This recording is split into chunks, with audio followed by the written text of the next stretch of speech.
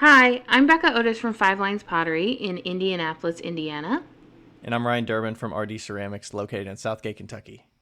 And welcome to Wheel Talk.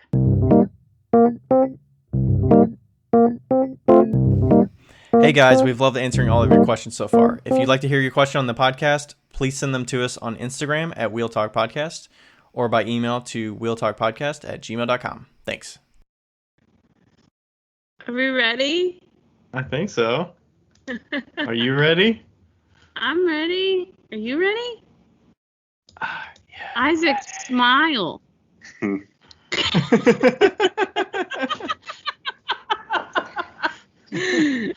mean, we're already recording on the Skype, so. Are you ready, Isaac? Let's do it. Let's do it. Okay, hi. Hi, everybody. We have Isaac Shue on the podcast that nobody can see, but we can. Unless you're on the Patreon, you can see it on there. Yeah, unless you're on the Patreon. I honestly don't know what's happening on there because that's Ryan's deal. So anyway, Isaac, hello. Welcome. Thanks, guys. First question, put you on the spot. Do you listen to the podcast on a regular basis? I've listened to every single episode.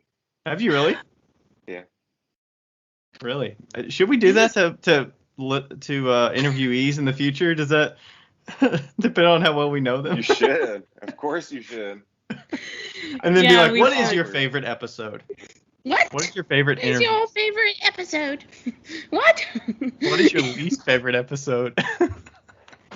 Yeah, what was your least favorite episode, Isaac?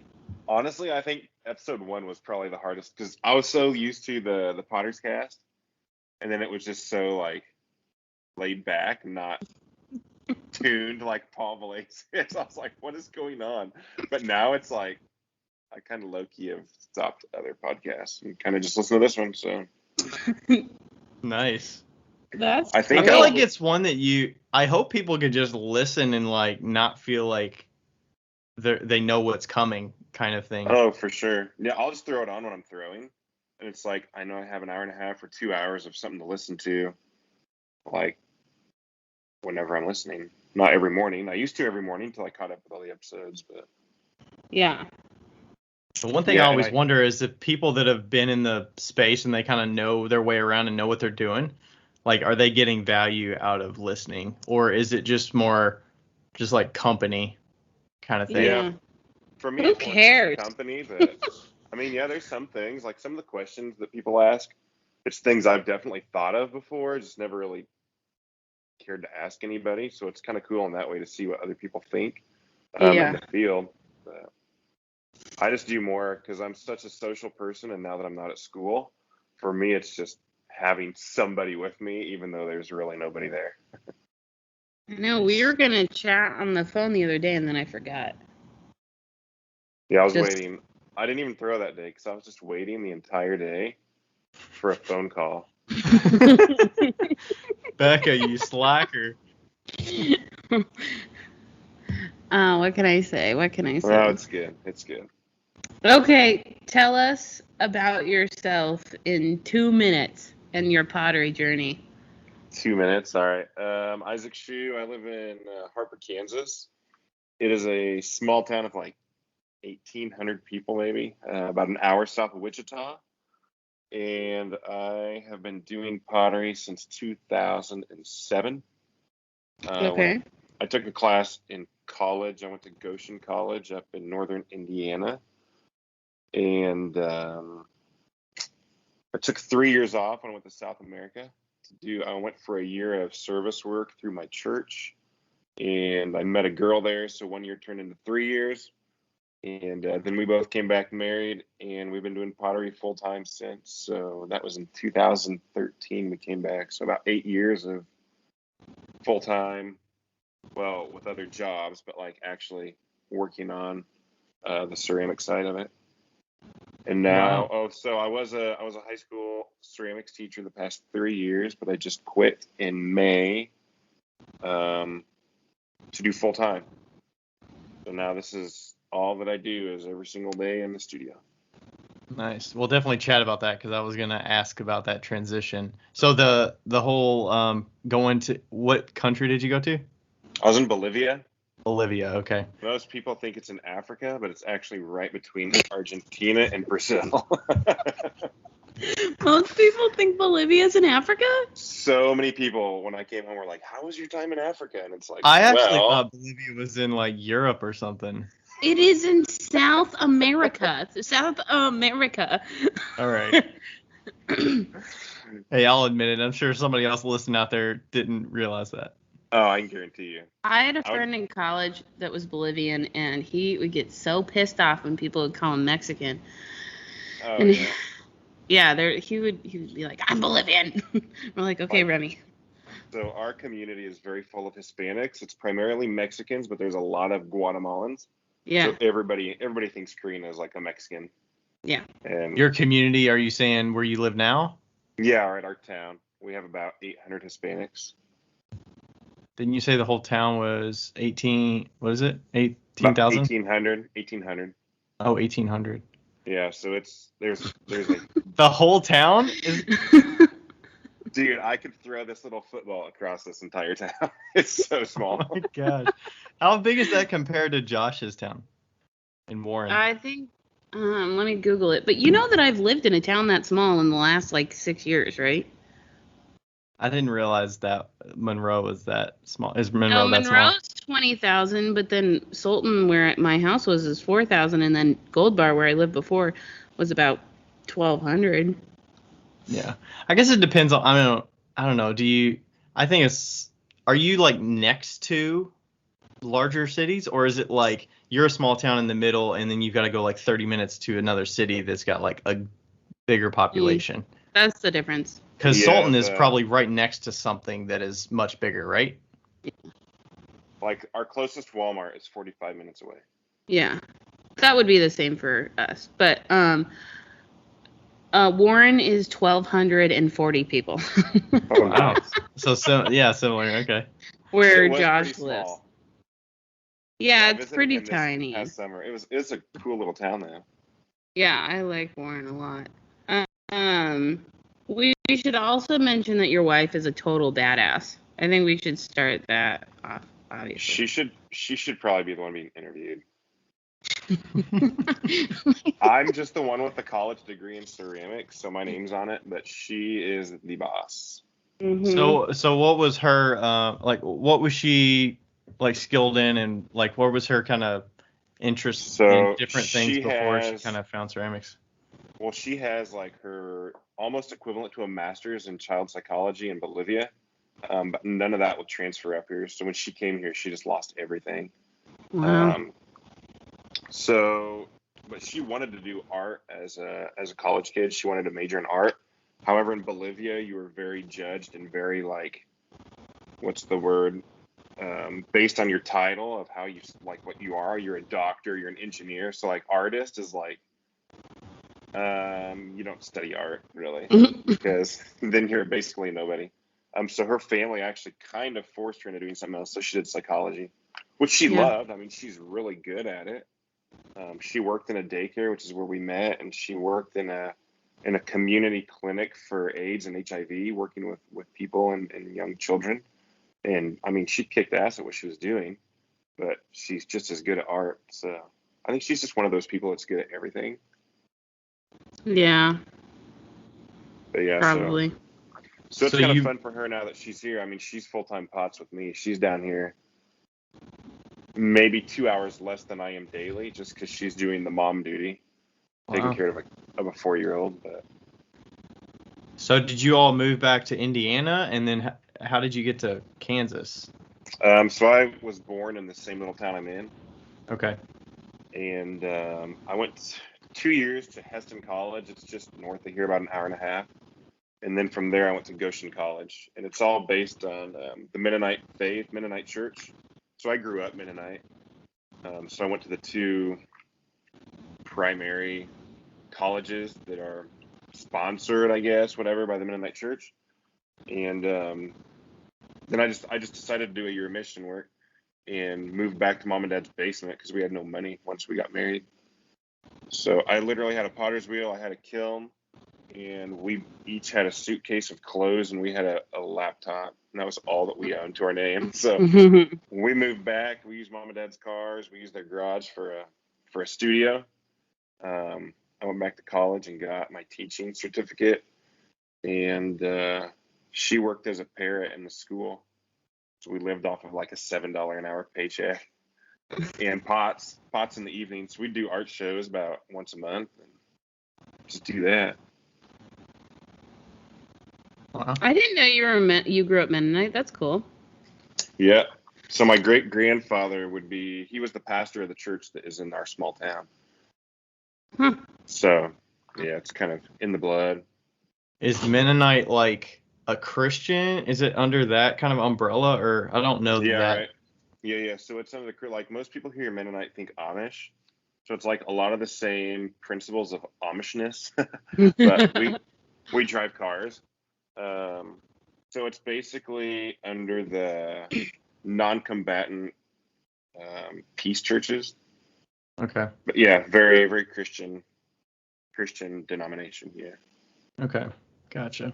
Yeah, that was interesting. Somebody asked a listener question about they've been curious about your religious imagery in your work, and if you could tell us about that. Is that related to just your historical, where you grew up and stuff like that? Well, why is that so funny, Becca? I don't know why Becca's laughing, but that was actually a question somebody asked. Tell him why. Why is it funny, Becca? I want to hear Becca's explanation first. No, you say why. I don't know what you're referencing. I wonder what I've told you in the past that I've got a match now. Yeah, so basically, what's really funny is like being Mennonite is very different from Catholicism. Like we kind of broke away from the Catholic Church, but through like a lot of my art history and that in college, I always kind of was in love with the art of the Catholic Church in Rome and Vatican and those things. So actually, the imagery that I use is very Catholic based. It's actually straight from the Catholic Church. But I'm not Catholic. But yeah, I mean, it represents a lot of my faith. But also, so like when I use Jesus in my pots, that represents more my grandfather. And when I use the Virgin Mary, that more represents my grandmother, whose name was Mary as well. But yeah, that's kind of what the deeper meaning for me is my relationship with my grandparents. I grew up across the street from them, and they were like my full-time babysitters. And my grandfather was a woodworker he actually did art shows. And that's kind of how I think I got into the whole art show vibe. Was when I was little, I'd go to art shows with him and just kind of live that life. So yeah, I think I got that from him. What did your parents do? Were they artsy at all? And did they do any kind of crafts or anything like that? No, not a bit. My parents are both teachers, school teachers. Dad was basketball coach, very much into the sports. I was supposed to be very much into sports, but I played them all. I mean, I was decently good at all of them, but I didn't. I had a scholarship in college to play basketball. So when the coach, when I went and told him I was going to drop my scholarship to focus on my art, it was kind of like, oh, really? Well, because you're what, 6'4"? 6'8". 6'8"? 6'8". I was gonna say 6'7", but I didn't know for sure. Yeah, right. No, I'm a very large mass, very, very big person. And your wife's what, 5'2"? Yeah, that's probably pushing it. Yeah, she's super short. Yeah, she's extremely tall, but she's actually really tall for Bolivian. So she could have been Worse. A little less tall.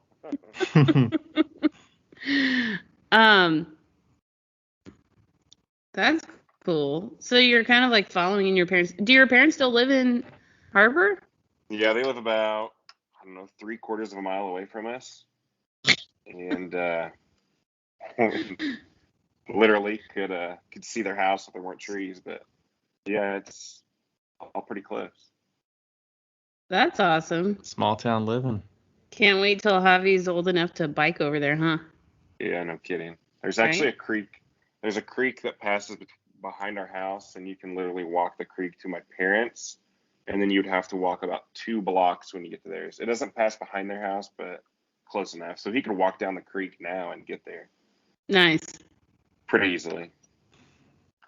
Nice. So when There are cats bigger than him out there, so we don't let him yet. Right. So when you were deciding to do teaching, was that like part of a way to transition to something that you were comfortable with doing because your parents were teachers and you kind of like followed that a little bit, and also the art? Is that kind of how you decided to go that route? Yeah, I think it was more. I mean, I went to school for art, and then obviously you find out in college you're really not going to make a living right out of college just doing art, so you've got to do something else. Mm-hmm. And I mean, I had the history with my parents of teaching and knowing what teaching was, so I just kind of went that route just because I didn't know what I was doing in college, and it was the easy answer. So I did it. I can't say I loved it. I enjoyed it a lot. There's definitely benefits of doing it. I've got a lot of good connections with students and other teachers, but it's not one of those jobs I woke up and I was excited to go to every day. And what You had to level were you drive teaching? far too, I was high school. High school. More Okay. more advanced because I was the ceramics teacher. There was 5 art teachers, and I was basically just ceramics. I had a couple art 1, which was freshman, but other than that, it was pretty much just sophomore through senior. And yeah, I had to drive 1 hour every morning, 1 hour every night, so 2 hours every day. Got pretty long. So, Yeah. and living in a town of 1,200 or 1,800 people, we have a high school that we share with another town, and there's one art teacher, and he teaches art, so it's everything. Yeah, that's why I was wondering how you had 5 art teachers. I was like, this town is tiny. You have 5 art Yeah, teachers. right. Yeah, no, there's no chance. But I mean, the art teacher where I live, he's been there like 20 years, and he'll probably be there 20 more years. So, Yeah. I mean, I had Yeah. one option, and that was driving or moving. So we wanted to move. We actually did move in September, but we moved 1 mile out of town. So didn't go as Saved you about 5 minutes, maybe. Less than maybe. that. One step closer, just a bit. Yeah, exactly. Hey, over time, that 1 extra mile saved a lot of gas. Ugh, that's crazy. How was your transition? Like because I remember when you decided, and then when you made it public, and then now between deciding and now, how do you feel about doing like full time? Because were you scared at the beginning? Were you like nervous or? Yeah, I honestly haven't felt the whole scared part of it yet. More excited. We've also just been so busy. I don't even have time to really feel one or the other because I'm just focusing on getting ready for a show. With COVID kind of lifting and restrictions getting better, with art shows coming back, all of like my early year, the first 6 months, have all rescheduled for the last 6 months. So it's like just every weekend's getting slammed. Mm-hmm. So like I feel that like I honestly have just social media. I've tried to do stories, and it's just like I'm not even focusing on that because I've got to get ready for shows. It's hard to think, what are you gonna post? Something new, something fresh. Like my wall mugs and those I haven't done in over a month just because I don't have time. So as going back to the question, like we're at a point right now. If I was transitioning in February when it was a dead part of the year, it would be really scary. But right now, it's like if I was in school, I would be more stressed out because I wouldn't know how to get all my stuff done for shows. Yeah. So right now, it's been pretty cool. The whole transition, like, I mean, I resigned in April, and it was more that whole excited, like, I'm finally going to do this. But then with the school schedule, I just got my last paycheck from my school last week. So I've still been getting paid a normal salary. So I haven't really had Yeah. to feel like what do we do for money? Like, okay, now like what bank account am I going to pay this out of? Because I'm still using school funds. That sounds weird. What the school pays me. Right. So So did your teaching shift last year? Were you completely working from home and doing teaching remotely, or were you actually going in to do like remote classes and stuff? right. So we started hybrid, and I was teaching one group of students on Mondays and Thursdays, the other group on Tuesdays and Fridays, and on Wednesday everybody was remote, but I still had to be at school. And that lasted through November, about a week before Thanksgiving. We went full online. And that lasted through Christmas break. We went back into hybrid January like 5th. And we were there for the third 9 weeks. And then the fourth 9 weeks was 100% of the population. So I think we literally had 5 or 6 curriculum changes because each time we had to rewrite everything. And it just got to be such a headache, especially with ceramics. Like teaching online ceramics 1 is awful. Hybrid is worse because kids are trying to bring projects back and forth. They break in their backpacks. Like you would honestly think a kid has a really fragile sculpture. They just throw it in their backpack like it's going to survive. Becca's got a little ridiculous. experience with a student with a backpack. Yeah, right. Yeah, she on the 100th episode or 200th. Yeah, it's just funny because you talk to every ceramics teacher in a school or in a studio setting. They all have that story. Like what are you thinking? Just can I still get a grade on this, Mr. Shue? I'm like, it's a pile of kitty litter. Like, what do I grade? Becca's like, I don't know if kids you're are just a so bad teacher or if you're just a bad student. kids just have the weirdest minds. Oh, it's true, and their parents do too because they defend it. Oh yeah. That was the worst part of teaching. So with was all those teachers. curriculum changes and just shifting what you have to do, and you were already kind of like, teaching's cool, like, it's all right. Did that give you more confidence of like, you know what, I want to give this a true go and actually do Oh this yeah. ceramics? Oh, for sure. Like kind of looking into the future. I mean, I was sure they would be back this year full time, which they are. The school I'm at, I've heard they're actually getting ready to consider fully masking up. I don't think they'll ever go hybrid or online again. But even just the fight with masks with students, like it's enough of a headache that honestly, I didn't want to go that route again.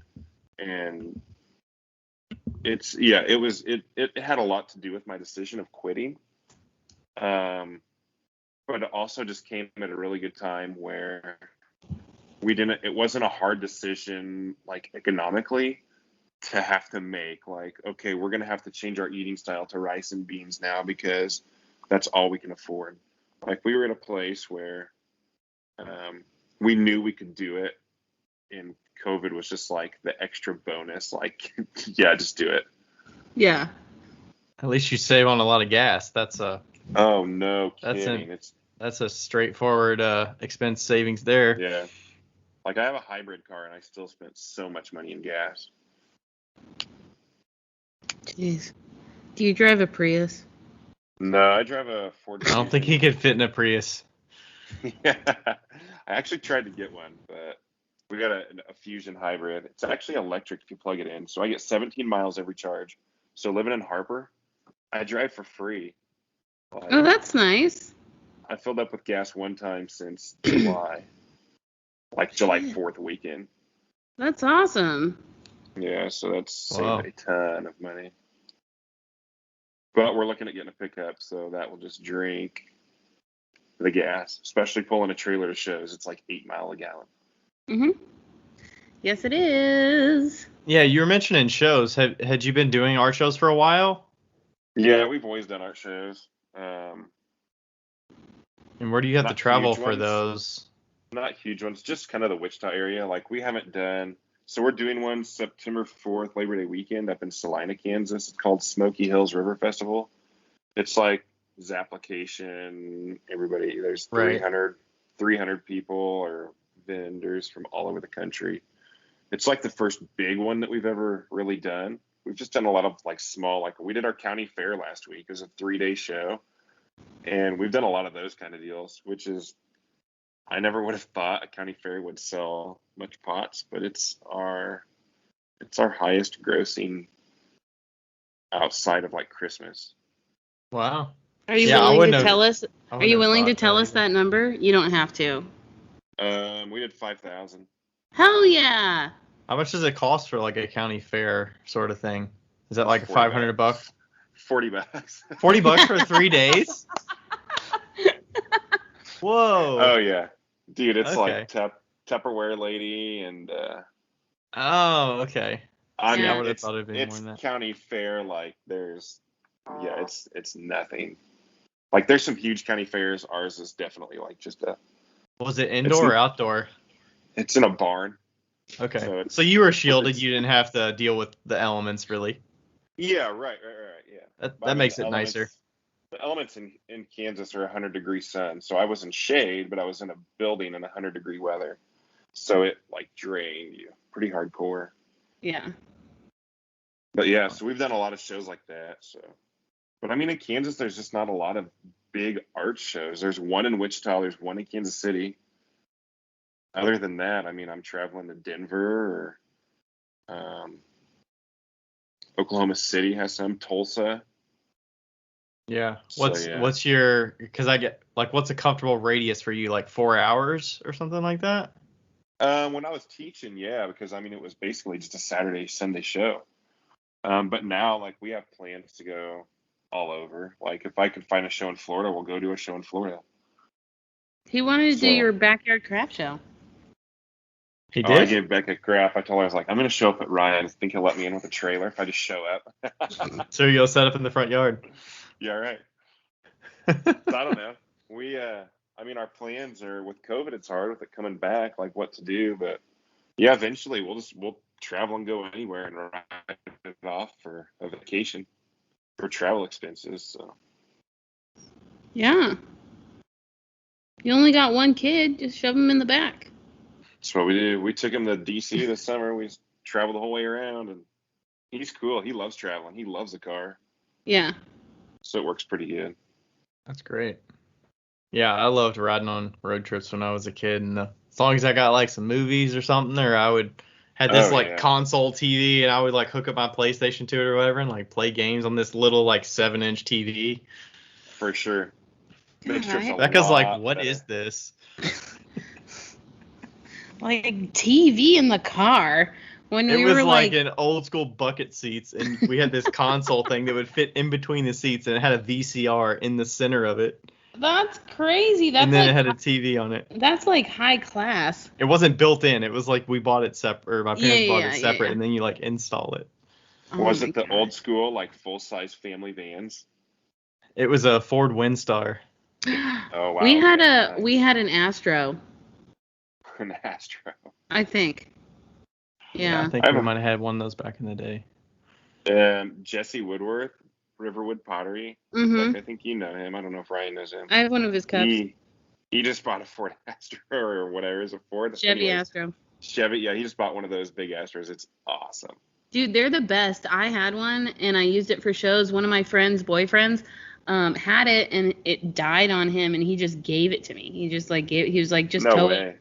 He was like, just tow it. And so I towed it and fixed it for like $1,200 and got an Astro in it. And it was my. Is that the one that you built out and everything that you got No. rid of before you left? Oh, that was before that.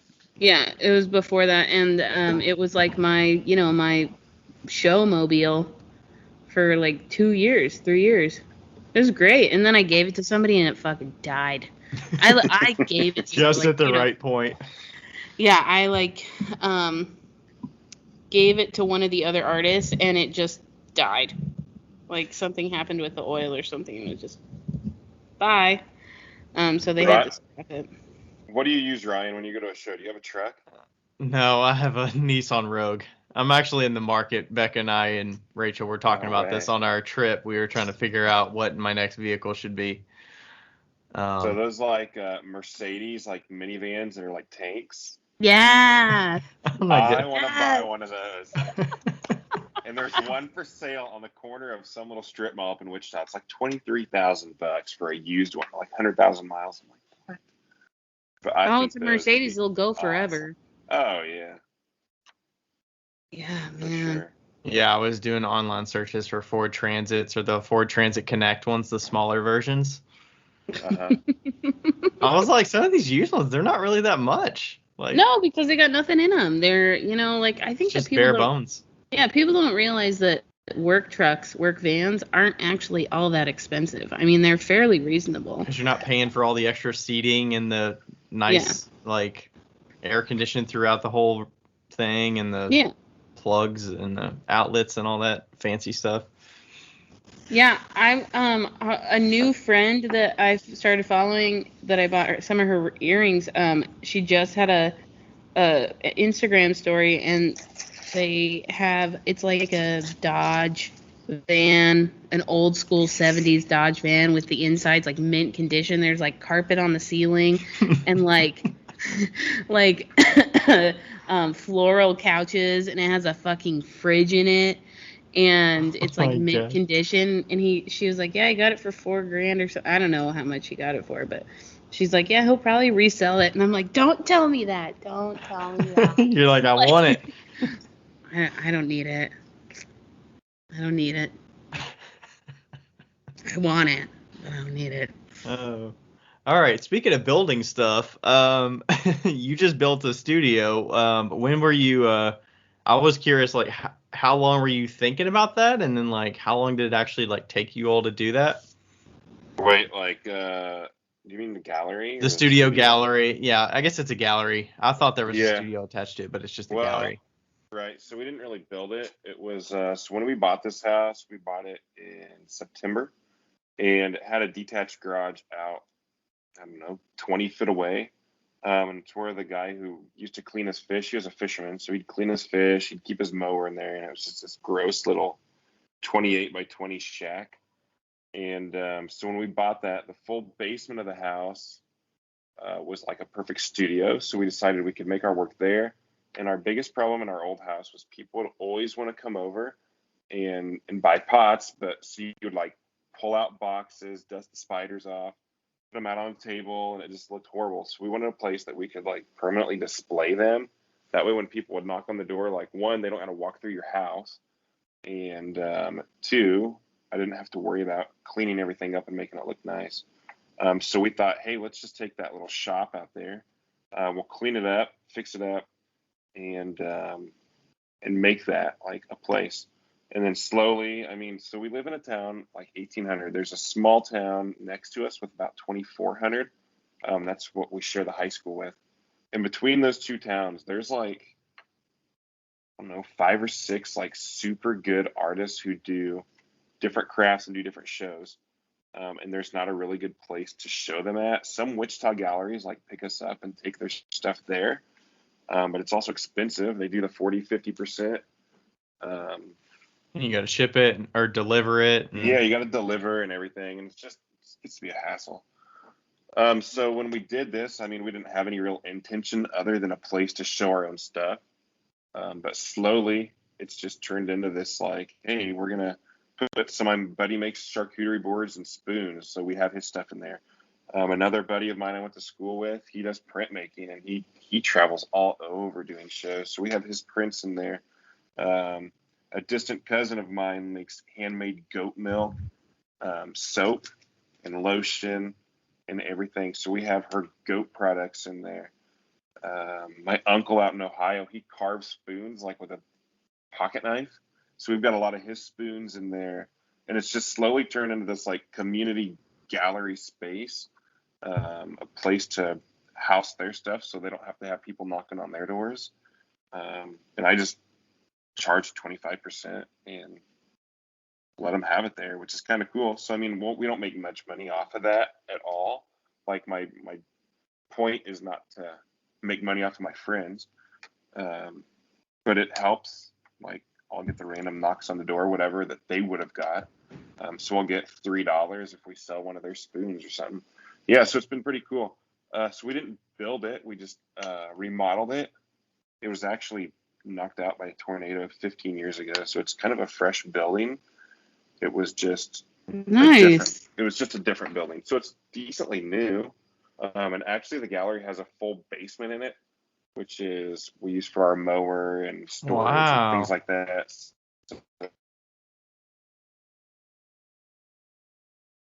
Did the audio cut out? He just He's froze for me. gone. Maybe he'll come back. Come back.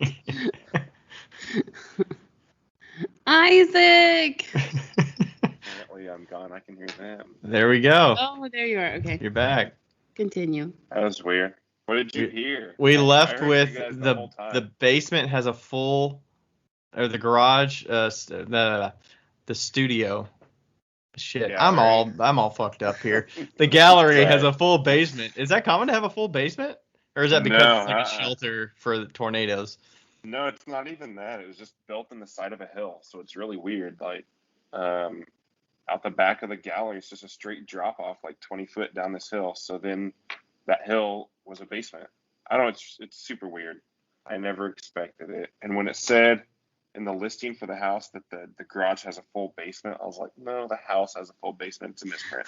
Nope, it definitely has a full basement. So not finished by any means, but it's full. It's just storage. I mean, that's great.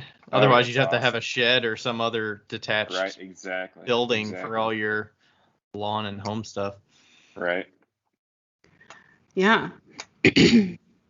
So did that answer that question? I don't even remember. Yeah, that's a pretty great looking space, because I mean, I saw you had the grand opening recently, and I mean, it's nice to just have a place that people can come, that when you do your holiday shows, I'm sure you would have had to do something. I mean, you don't want to do that outside, and then you don't want people to come to your studio. Plus, you probably don't have like a good entrance into the studio for people coming to visit. So it's like, it's nice to use that extra space. For sure. Fun. Like in our old house, so we do a holiday show every year in December. We do like the first or the last 2 weekends before Christmas. So, but we would start cleaning up in November. So like we would close all production down just to wash this whole place out, get all the dust, all the clay, everything out. And then we would decorate it like a gallery. And it worked out. It was awesome. But I mean, we were losing a month of making during the busiest month of the year. Yeah. Just because we had to clean. And then between the 2 weekends that we showed, we couldn't be making more because the studio was gone. It was now turned into a little gallery-ish. So that's kind of something I'm looking forward to this year, is we'll have our Christmas thing start up in the middle of December, and we'll just keep making pots as long as we're selling pots. So how much did the building decisions and the design and all that kind of thing, did you and your wife balance that out, or did she have a lot of input in that, or who's kind of the design one in the from you all? She did the majority, I think, of the interior design on it. It wasn't hard for like walls. We decided we wanted clean. We wanted white. So there was no color decision.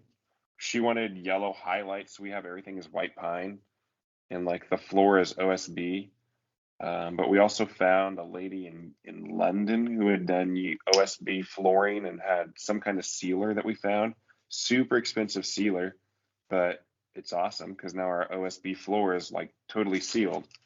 And it was cheap compared to tile or wood or something like that. But yeah, I mean, we work well as a team. She does a lot of that decision. I'll do the building part. My dad also, he was a carpenter, so he came in and helped do like the drywall. My buddy came in and helped with the electric, and we just did it all by ourselves. It took us about 2 months, but we got it in September. So in the middle of making for our Christmas show, last year we were remodeling at the same time and doing school. So it was just ridiculous. Like we did not sleep for like 2 months. I bet. Yeah, you got all that done, and that's been almost a year since now. So yeah, that's crazy. So it's been actually operational since the holidays last year, or post holidays? So we had our Christmas open house in there last year. Okay. And then what did we do between then? I mean, we just left our pots in there, but we didn't really have open hours. People would still stop by, and they'd email and say, when can we swing in?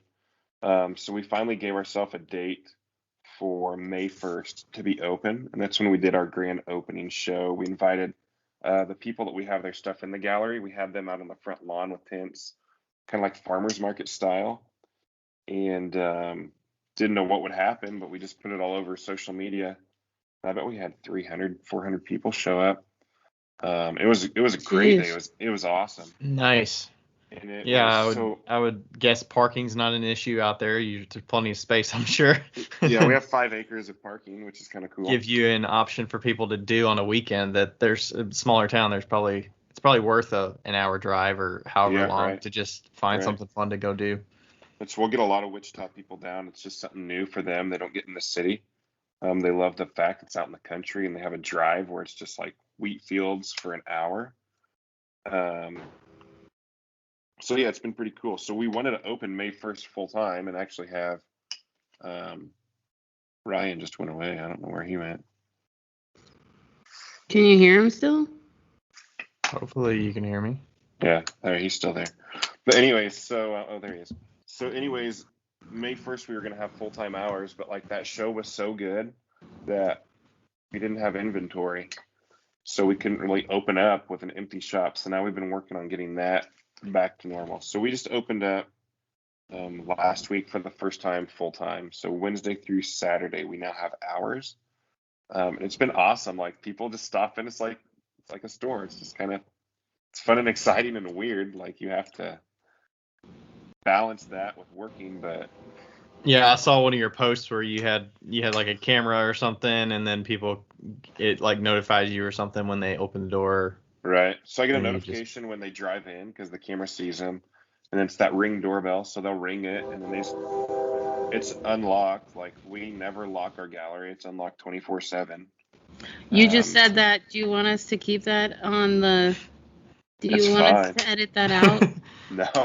They're gonna get a notification when they drive up. So I can see their face now. Who's coming in to rob it? But it's like. People who steal things don't usually think of pottery that they want to steal, so we're not too worried about it. We take our cash bag in at night. And if you want Isaac out there to approach you, a 6'8" man, in the dark of night while you're trying to steal pottery. Yeah, that's right. I always used to say when I lived in Solden, because I never locked my doors, I used to say locks are for honest people. I mean, so we have a big glass door. It's like, if they're really going to steal pots, I'd rather than not break a $500 pane of glass to steal pots. So true. Like, just steal the pots. Right. Just fucking steal the pots. Yeah, I'm like, please don't break the fucking window. I don't need that. So far it's been good. I don't think we've lost anything, but. You probably shouldn't tell any of your Mennonite friends that that you're on a podcast and they're going to hear. They'll get over it. Wow. So do you and your wife actually mix up like who makes what? Does she make certain forms and you make certain forms, or is it just different types of like hand building versus wheel throwing and that type of thing? Pretty much. So I do all the wheel throwing and she does pretty much all the hand building.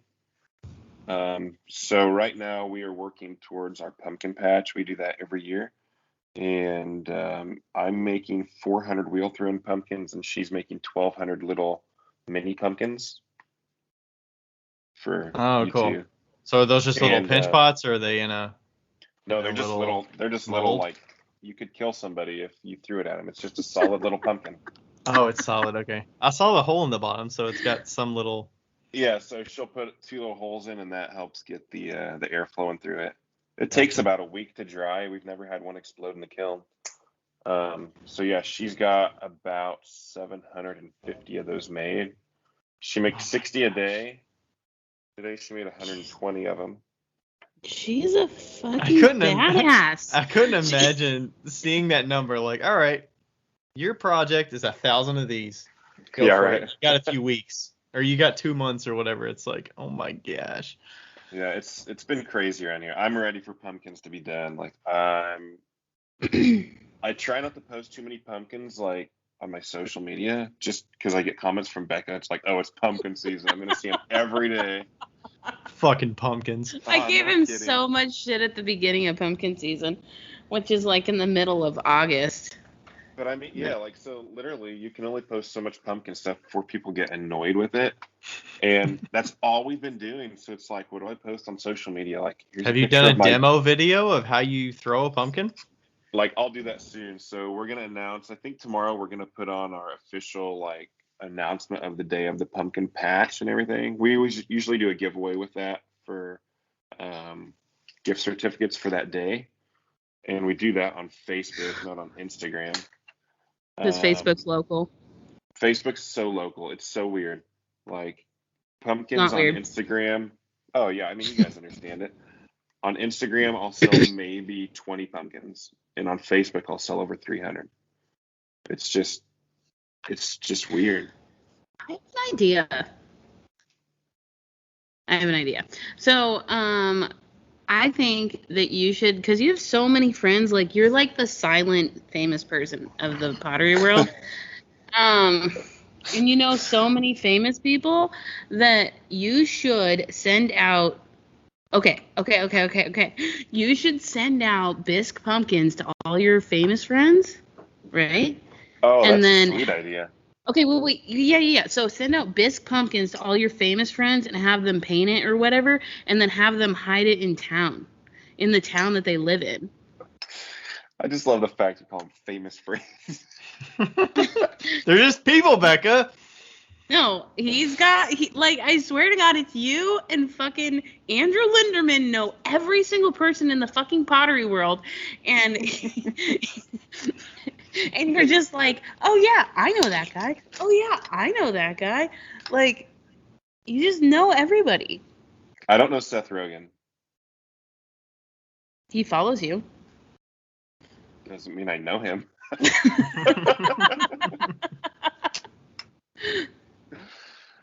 No, that's actually a really cool idea. Like, it would be cool to do a show of just pumpkins that other like. So like me and Tony Young are pretty close, and I've talked about throwing a few pumpkins his way to have him do his stuff on.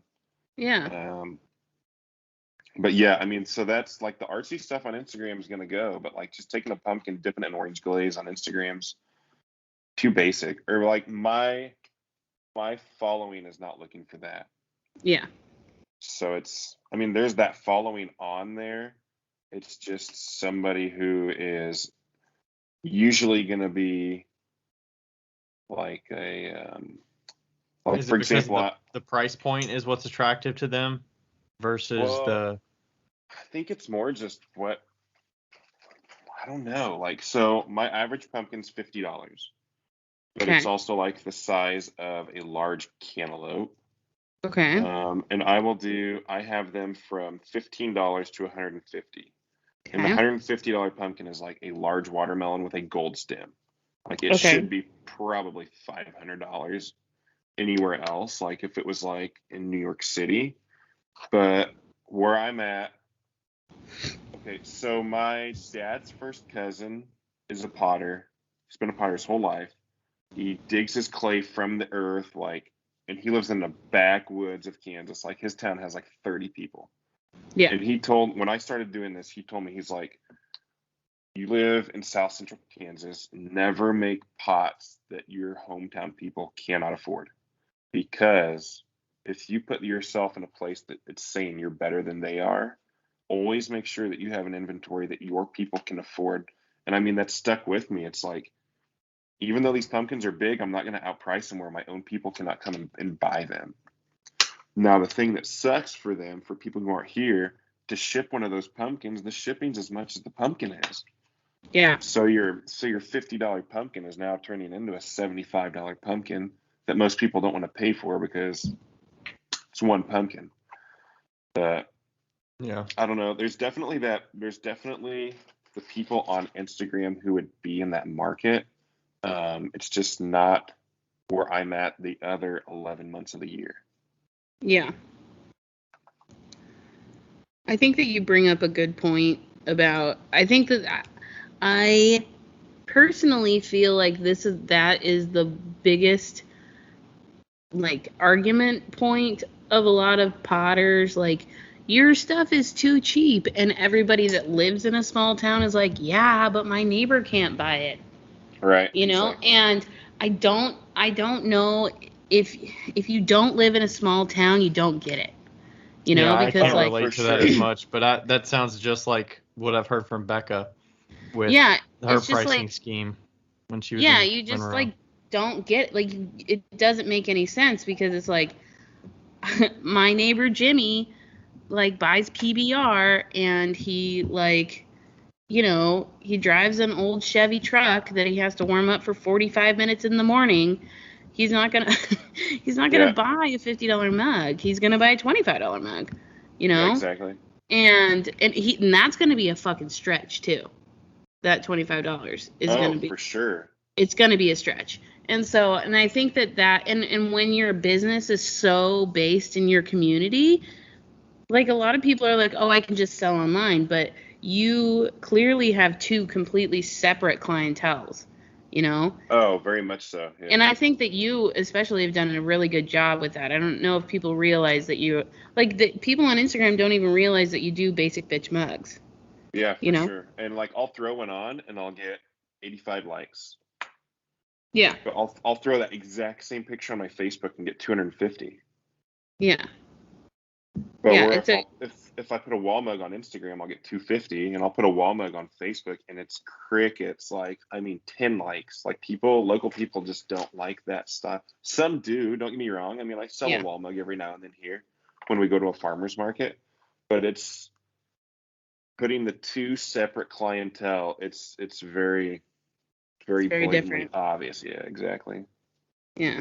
And do you get a different kind of balance of like satisfaction selling to somebody in person if it's like a basic bitch mug versus like selling a wall mug to somebody online? Like what? Oh yeah, to me it's all the same. Like for me, especially now, it's putting money, it's in the bank, it's putting food in front of my kid. So for me, like I'm gonna go where the money is for me at this point, and that's like should I be doing a load of wall mugs right now so I can keep my dream? I probably should.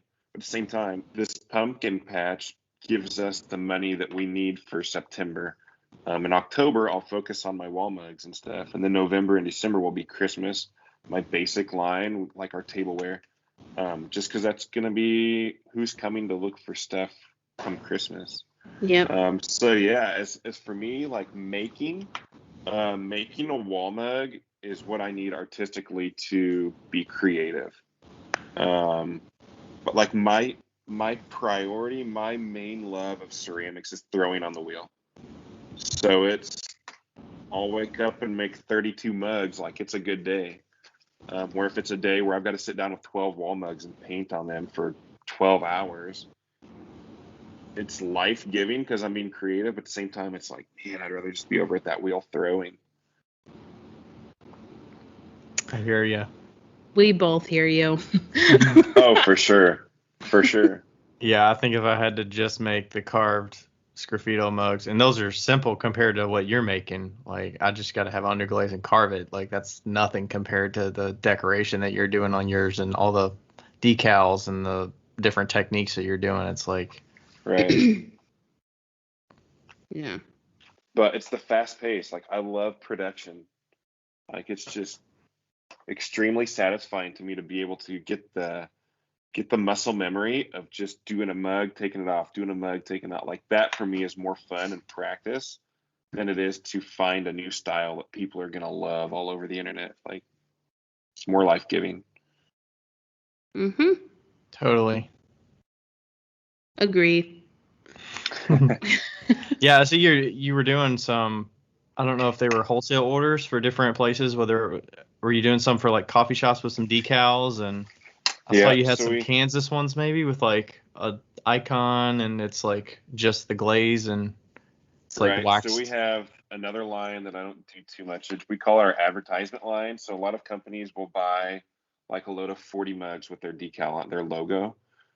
So my good friend who I grew up with since I was super little, he just opened a donut shop in town and they ordered 40 mugs with their logo on. So now anybody who goes in to drink coffee, like that's what they actually use to serve their coffee. So yeah, and then a bakery in a town close by saw that, and so they ordered mugs. Now a bakery in Kansas City saw their post and they've ordered mugs. So like we use a lot of white glaze because we'll make a basic mug, dip it in white, throw a decal on and put it out the door. I should have. I should have charged you for that. For that white glaze? Yeah, you should have. I mix about a 5-gallon bucket a week. Jeez. It's crazy. So one thing I was curious about, how are you, one question, when you're selling those to like a donut shop that is using them, are they buying it they're not buying it at wholesale price necessarily. Is it like a discounted bulk price, or how does that work? I'm really bad about that. Like, it's my buddy. I was like, I'll just give it to you for cheap. So, I mean, I gave him a discount, and then like the exact same week, a bakery in Kansas City asked me what the price is, and so I marked it up because it's like, well, you're in Kansas City. Like, I gave him the original price. I didn't offer him my. So it's a retail price of the mug with a decal. So it's not just like a discounted like regular mug price. It's just if you had to put the decal on it and everything, it's like a $35 mug, for instance. Yeah. So I get my basic mug is $20. Just my mug dipped in glaze and get out the door is $20. If I throw a decal on it, it's $25. And then some people want like, for example, the donut on the front and then their logo on the back. So every extra decal I add is $3. So then that would be $28 mug. If it's a large order, like for the donut shop, I give them 20% off. So basically their $25 mug turned into $20 mug, which is just my basic mug fee. So I did the decal for them for free. So yeah, that's my price. That's my price point. Because I kind of feel a little iffy when I'm like I would like to reach out to more coffee shops and stuff, but I feel like it's such a high price tag when they've got to buy so many that I'm like, I kind of feel bad charging them retail for something that they're not going to resell. Right. Because I'm like, like it's a big hit for them to spend $400 on mugs or whatever. It's like, but I mean, they need write-offs as well. I mean, it's getting written off at the end of the year. Yeah, that's true, I guess. Yeah. So also, it's definitely supply for them. Also, nobody message us and tell us that he's selling his mugs for too cheap. Please, I beg of you. Message me, and I'll give you a story about it. Yeah. Well, and also you, especially the first one that your buddy that you gave a screaming deal to, like he paid for it tenfold because the bakery down the street saw it, then the place in Kansas City saw it. Like, you know, it's such a like rolling domino effect. And then you can charge the right price to those people and you don't feel bad about it. Right. Yeah. Right. And then, I mean, there's other instances, like, so if a church, like, contacts me, I just give them a 20% discount because I'm like, I mean, you're doing something good. Like, I'll help you out, whatever. I mean, hopefully you're doing something good, but so, yeah, it's just a lot of it depends on who the client is. Like, I had the Masons reached out, and they wanted, like, 100 mugs. They're like, do you do a discount for bulk order? And I'm like, I mean, you're the Masons. Yeah, I will. So it's just the worst part about this whole gig of doing it that way is you forget what price you told that person. Like, if you're gonna do that, do you have a paper trail down? No, I've got to write my prices down because it's awful. Yeah, you gotta just get a note and be like, the Freemasons, this amount. Yeah. So, I used to do that all the time. Like, I would tell somebody a price and then I'd completely forget it. And then I'd, you know, be with a, be with a, like a client or whatever and be like, what price did I give you that for? All the time.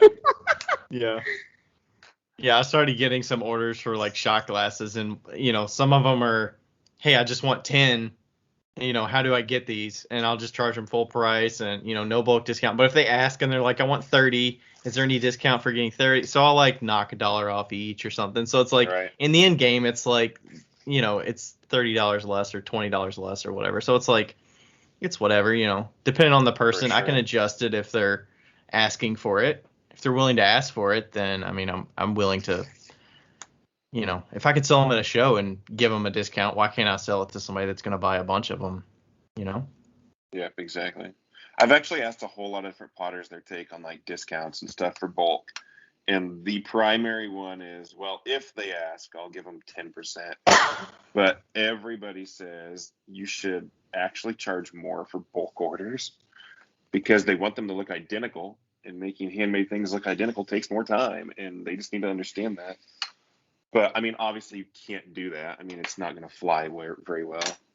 It's so hard to explain it too. It's like, no, it's not easier to make 100. Oh, for sure. I mean, it's the exact amount of time for me to do. Actually, more I got it for the breakage or mess ups, and they just don't get it. I mean, Walmart and all those places have kind of ruined the whole bulk buying for handmade just because they think everything's made in a mold and it'll be done within 2 days. Like they want Amazon Prime shipping on orders now. Yeah. It's crazy. I was trying to think of like some analogy to like tell people that would make sense of why it's harder. And like why you're not giving them a discount. And the only thing I could think of is like, yeah, let me just run. It's like, is 100, like if you ran 100 miles, is that easier than running one? But you actually have to run 150 to be prepared to run 100 or something. Yeah. Or you know, you have to have a lot of experience doing what you do, and then make more than you actually need so that you can give them quality. Yeah, exactly. Or maybe I want 100 catfish, but they have to be caught on one fishing pole, not a net. Do I get a discount because I'm getting 100 of them? I want 100 catfish, and they have to be the exact same size. Yes. Exactly right. Can I get a discount for that? Yep, you can. Oh, man. Oh, God. Talk to us about your decals. Talk to us about the printer and all that shit. So what was it? I would get like, back when I was first starting, people would be like, hey, can you make a mug with my kid's name on it? Okay. So I would carve it in, kind of sgraffito it, whatever. My dad's cousin I talked about earlier, who told me the advice of keeping your price for your local people. He does that same style, but he buys the rubber stamps like for ink pads, but he buys them without the backing. And then he'll take those and he'll hand push those stamps in. Then he'll rework the mug so it's circular. He'll fill that with a cobalt stain, and then do everything in clear glaze. So it comes out a very speckled stoneware with a blue decal logo on the inside. It's pretty cool. I didn't want to copy his style because we live 2 hours away. And then I started seeing the decals like Justin Rosshank that he did. And I figured out the iron HV LaserJet decals. So I did those for a while, but you only get one color to work with the whole sepia tone stuff. And one of the big companies in town, they wanted an order of 30 mugs, but their logo was black and red, and they did not want sepia tone.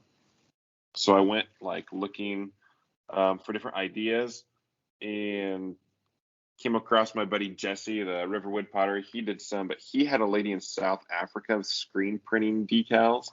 And he was using them, and I didn't want to go that route. And I finally found Enduring Images in Colorado that has the printer, and they pointed me towards Mariko Patterson in Nova Scotia. So she printed that first load for me, and got them. They worked great. So I looked obviously at the price of one of those printers and kind of chuckled and said, "Nah, just kidding. I'll keep getting them from Mariko." So I would order from Mariko often, and it was $25 a sheet, plus shipping, and that would add up pretty quick. Plus, what sucked is like, so for example, we would do a load of 30. She would send me 30, and I would tear one. It's like, oh great, I have to order again. I have to wait. It took like 2 weeks to get through customs. And it was just getting to be a hassle. So I was in Sika in Minneapolis walking through the exhibition hall, exhibitors hall. And just out of the corner of my eye, I saw the Enduring Images banner, and I was like, "Oh, that's that company." So I went over to talk to him, and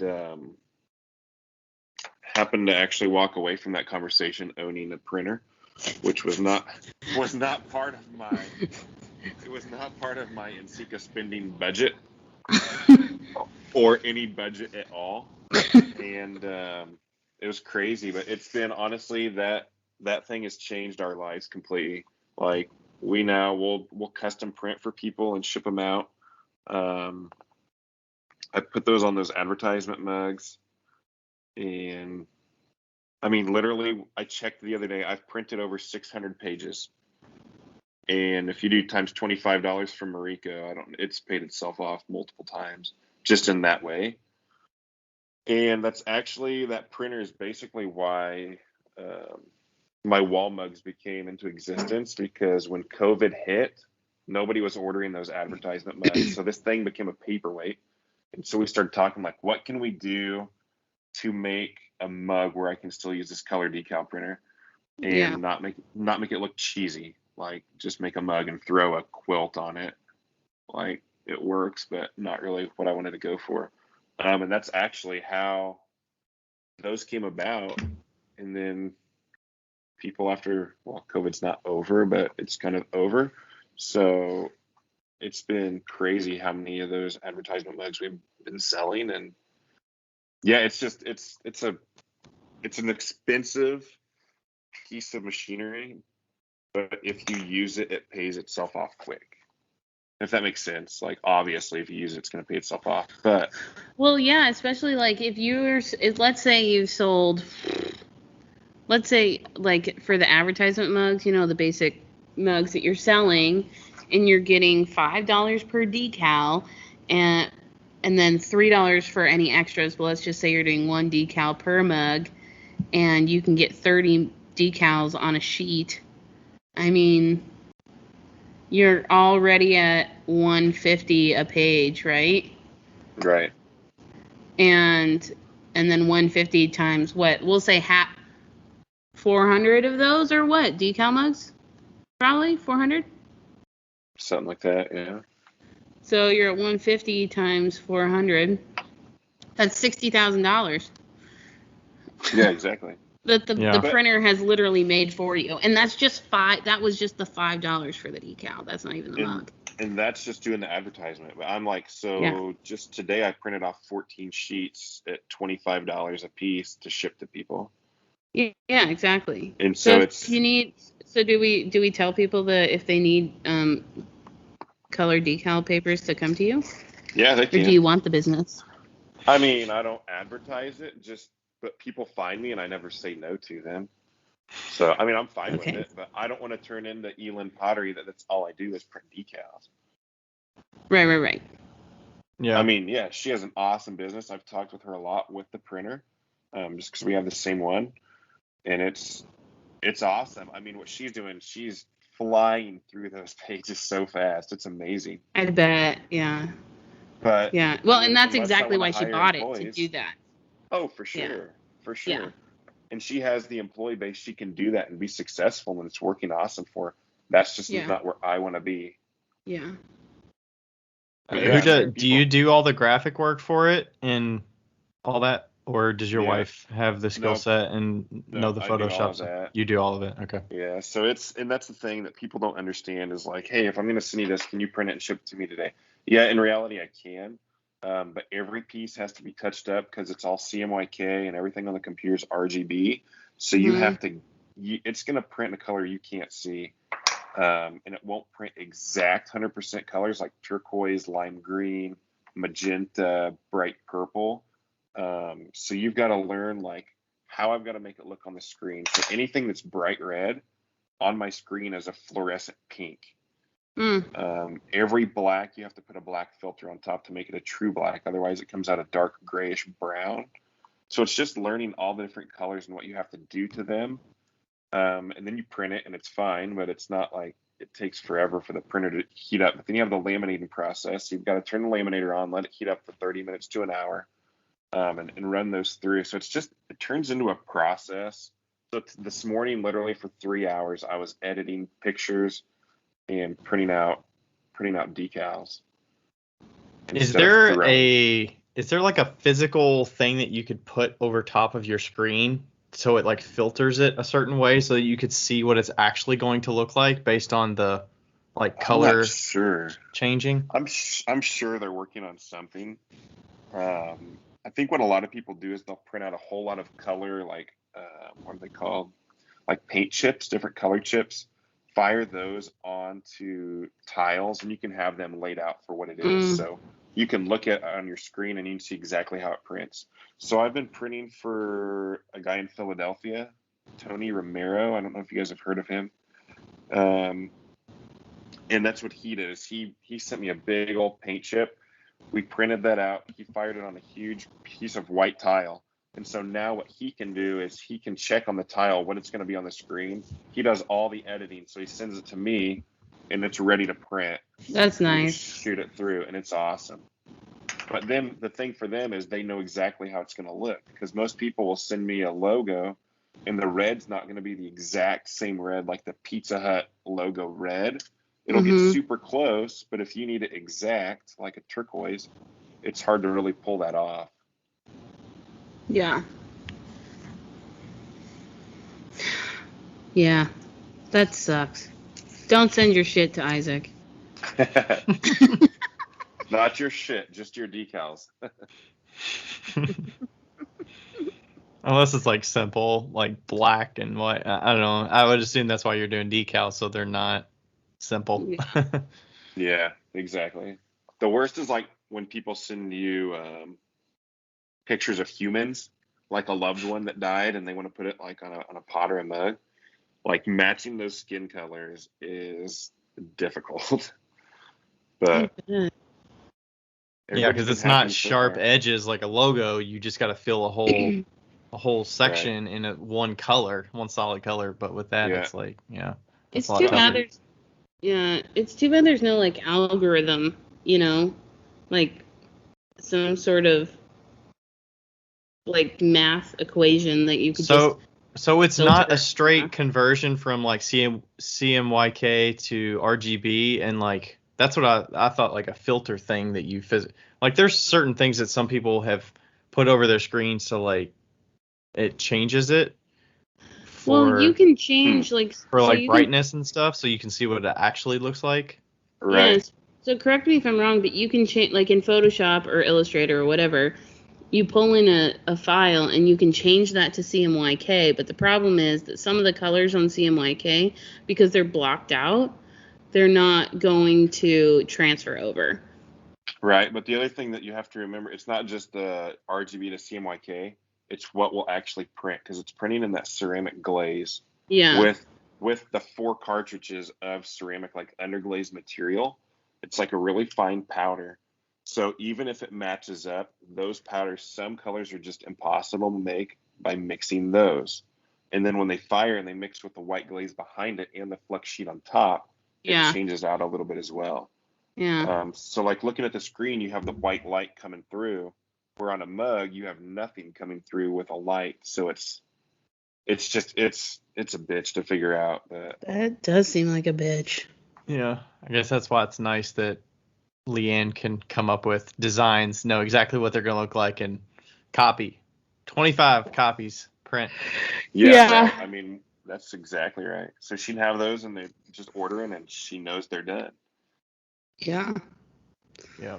Oof. Oof. It's a lot. So did you ever do like so how did the like sculpture fit into it? Is there a reason that the wall textures and that kind of thing came into it as well that influenced it? I'm 100% honest, not even really sure why that all happened. Um, like I didn't set out saying I want to make old walls.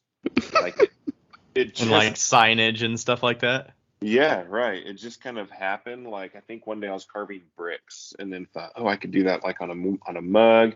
And then I was thinking about layers and have like the gesso or the plaster like chipping off. How would you do that? So to be honest, like a lot of it came from being in the classroom with students and seeing how they would manipulate clay with different tools and different ideas. So I would just, beside them, I would sit and work. And while we're all hanging out on the wheel, throwing and altering mugs, I was doing the same thing and just seeing what would work and what wouldn't. Yeah. But I mean, a lot of like growing up with my grandfather, he was a carpenter. So he built the house I'm sitting in right now. And everything with them had to do with different styles of walls and bricks and cement and everything. So I think it like has something to do with that as well. Like your subconscious. I don't know how much that had to do with it. But yeah. I thought some of the signage was going to be like there was this building in my town that had like a bowl sign or something, like bowling, and it No. closed down, but the sign's still there. So Yeah. like this sign is reminiscent of that. So a lot of the signs actually are, so like bowling, like my wife and I every week in Bolivia we would go bowling. So like that's kind of where that comes from. Like they all have different meanings. Like the flower shop, we're really big into flowers and whatnot. We did a flower shop sign. Like Gebhardt flowers? Yeah, right. I was there this summer. I should do that. Throw one of those on for Josh. He would shit So- his pants. That'd be awesome. Still gotta make a dancing sandwich one. Yeah, the dancing sandwich. Because why am I getting a dancing sandwich mug, Isaac? Because you are a nice person. Because you paid me a prepaid order. Because you gave me your glaze recipes, Becca. That's right. That I'm still trying to figure out. Actually, I haven't tried it all. I'm going to restart it pretty soon. Yeah, I need to just come down there for a week and have a moment of glaze workshop with you and your wife. Right. I've also decided that everything that I've done in the past in pottery has just been lucky. Oh, yeah. That's what everybody is. It's just some admit it and some don't, but it's true. Yeah, like all my glazes that worked, like everybody else has them, and they're like, "Why are they deadpanning?" I'm like, I've never had that issue. For sure. And like, just everything else. And they're like, "Well, how did you not get this to bubble or whatever?" I'm like, I don't fucking know. I just tried it. Push the buttons on the kiln and it fired. It worked. Yeah. Yeah. I wonder if there's just subtle things that we do that it's just like either we weren't taught a certain way, or you just do it a certain way and it works and you just do it that same way every time. Like you always dip this glaze for like 2 seconds. Oh, and you always mix it with 20 pounds of water or whatever. So it's like it always works. Or Becca just mixes water in there. She doesn't wait and she just does it by like look or something. That was the hardest thing to tell you too. He was like, "How much water do I put in this?" And I'm like, "I don't know." I remember when I got your white glaze, I was like, how long do you dip a piece into your white glaze? Because I hold 3 seconds on almost every glaze. One of them I hold 6, one of them I hold 2. And she's like, oh, down and up, however long that is. Right? Well, that glaze, especially if it's too thick, it looks like crap. So it's like, it doesn't look like crap, but it doesn't dry right and stuff like that. So Oh, right. It gets really chunky. yeah, it gets super chunky. So it's like, yeah. And then he's like, how much water do I put in here? And I'm like, till the bucket's half full. Yeah. I think. It's worked so far. I've made about 20 buckets and it works really well. Yeah. Good measurement. I mean, it works. Yeah, like Rebecca does the whole specific gravity thing, and I've never even done that. Like, I know how to weigh it, but She does that on every glaze? yeah, we have to because all the glazes sometimes turn out differently, and because we're so high production. Right. It's got to So be exact. it's got to be exact. Do you want a fun question from Josh? Is it appropriate? Yes. Throw it out There there. were some that weren't. Of course, no one's shot. What's the strangest thing in your refrigerator? Strangest thing in my refrigerator? I don't even know. Karina's sitting right here, so I'm asking her. She's kind of giving me clues. Probably cashew-based yogurt. Oh.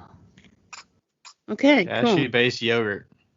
Are they like fruit flavored, or is it just like a plain? It's a vanilla flavored. So I'm lactose intolerant, and I just found that last night. I hadn't had a cashew-based yogurt. It's actually pretty good. It was really, really smooth. Huh. Yeah. It's good. But we have a really awkward. So I'm allergic to gluten and lactose and red meat and everything. So our fridge is like everything very different. So I'm sure you could name a number of things that were probably strange. Oh yeah. Yeah. Oh yeah. Like amino acids instead of soy sauce. Oh, my yeah, wife had some of amino- those coconut aminos. Coconut Yeah, aminos. they're freaking good. Yeah. Yeah. Sorry, we should go back to pottery. This is fun. What's another Josh question? I'm Oh, curious okay. what else Do you he's wanna got hear in what- there. Do we want to hear what Okay. If you had a boat, what would you name it? If I had a boat. I don't know where he got these questions from. Do people have boats in Kansas? Is there a waterway to put a boat on? Are there boats in Kansas? Yeah, they're all, yeah. Not big ones, not many yachts running around. I don't know. If I had a boat, I would name it Bob. Because it bobs up and down. I don't know. Okay. I'm gonna shorten this one. What's the best purchase you've ever made? Can be pottery purchases too. I think we should just say, what's the best pottery? Like, what's your most favorite pottery purchase that you've made? Probably my printer. Oh, that's lame.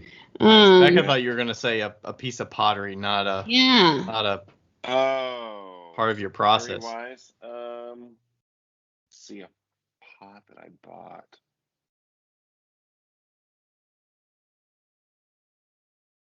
Do y'all have a decent collection? Yeah, I mean, similar to the majority of people. I bought a Mark Arnold bag. It's pretty awesome. Is it a one finger handle, two finger handle? It's a one finger handle. Are you what kind of handle fan are you? Are you a one finger handle guy? I am a anything kind of hammer, anything kind of hammer. So I have a hammer handled mug from Jesse Woodworth. It's awesome. It's like my favorite, but it's basically a two finger because it goes right between your middle like that, and you hold it. Yeah. So it's pretty cool. I would say I am a three finger with a pinky underneath to balance it. So like this. Yeah. Gotcha. I think your handles are some of the most comfortable handles that I. Aw, Becca. It's true. Oh no, not your basic bitch cups though. Those are not some of the most comfortable handles. I'm talking about your fancy handles. Ouch. You can take the fancy ones. So yeah, how many different handles do you have? Because I've seen the one where you did a lot of the line work, and those are like upside down kind of, or they're yeah. So there's that I put those on the wall in the line mugs, and then that's your basic bitch handle.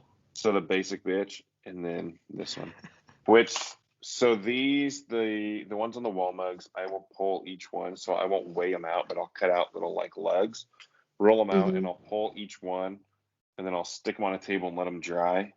And then I'll cut them off the really thick part, and then wrap them and make the form and stick them in a damp box. Where the basic mugs, I will just take a big old chunk of clay and I'll like ram horn wedge it, and then I'll just pull like 5 foot long, and then make little 6-inch just on a board, just go chunk chunk chunk chunk chunk. And I do 32 mugs at once, so I'll do 32 of those out, and then I'll just attach them extremely wet and let them dry. Okay. So Becca, you're talking about the ones that are they like thinner, or what do you like about them? They're not any of the two that he just showed, right? No, the first one. So the one that's upside down that goes. Okay. And it's like, for me specifically, it's like the perfect size. Okay. I don't know why. It just has a really good shape. Your thumb fits like on it really well. It's just a good handle. Now, I'm curious why you don't extrude your handles. Is it just because you don't have an extruder? I do have an extruder, but I hate extruded handles. I've never liked, I don't know what it is, but I used to extrude. I think I tried it on one batch, and every single one of them broke after a glaze firing. And I just feel like it wasn't like when I'm pulling them, They weren't I feel like compressed. it compresses enough in my hand, but I don't feel like it compressed enough in the extruder. So Yeah. for that reason, I've just decided I hate them because they always break on me. But I don't No, know. that's a fair. I love pulling handles. Like How are it's they kind of breaking? relaxing. Are they like They would cracking break. horizontally? They would break right here every time on the right where your thumb goes. Oops, sorry. And it would break, just snap right in half. Oh wow. That's exactly what happened to my handles when I was having the handle debacle of 2020. And they would crack pretty much every single time right there, or also come off the mug. And that was mostly because of the fucking clay. Yeah, Like I total had that a shit. couple summers ago. I made like 500 mugs, and I bet 300 of the handles came off. Oh my god, yes. Jeez. I did a It was mug club. awful. Nightmare. Yeah, I did a mug club. I think 100 mugs, and 60 of them broke. Yeah, it's awful. It was my wife Karina was actually in Bolivia that summer, and I stayed back and just made as many mugs as I could. So when we came back in September, we'd have a lot made. And literally 3/4 of them, all the handles just popped off when they were drying. I've never had it. But I think it was I was drying the mugs upside, like right side up. So now I flip them over, dry them upside down, and they're perfect. But I was drying them just normal. And I think the Kansas heat, because I mean, it's over 100 degrees every single day. And I was out in the studio. They were just drying way too fast at the top, and the bottoms weren't. Yeah, And it was always the top attachment that was falling off. yeah. Yeah, I always dry them upside down. Your mugs at the studio are like some of the fan favorites for sure. Oh, really? The basic bitch ones? Yeah. Oh, nice. But the handles just suck. No, the specific one that I have was too close to it's too close to the mug. Knuckle Oh, burner? I get that. Yeah, it's like too close to the mug. That's the only problem. No, I get that. That's definitely happens. I've actually just recently started putting like this. Can you see it? The little elbow right here. Yep. Yeah. Because it used to always curve and go straight at it like that. Yeah. And now, because after making the little elbow in these guys, I started just doing that. I'll throw it and then I'll pull it out just a little bit. And Yeah. that's actually gave it a lot more comfortable, and it's kept the knuckles away from the body. Yeah. See? Nice. Love it. Subtleties of the handles. Yeah, exactly. And spend hours on handles. Yeah, when you're Fucking making handles. and when you're making that mini and you have that much loss, it's like you gotta Oh, find yeah. a little fine tuning and the. Yeah. So I had a question that I don't know that I know the answer to. Where does the gallery name? How do you say it first, and then where does that name come from? Mostaza, is that how you say it? Yeah, so you pronounce it Mostaza, Mostaza. which means mustard in Spanish. Okay. So when we were deciding, so I lived in Bolivia for 3 years, and we speak Spanish at home. And so when we were deciding what we were going to do, we decided we wanted it to represent, not just be a name, but actually represent who we were, like as a couple, as a family.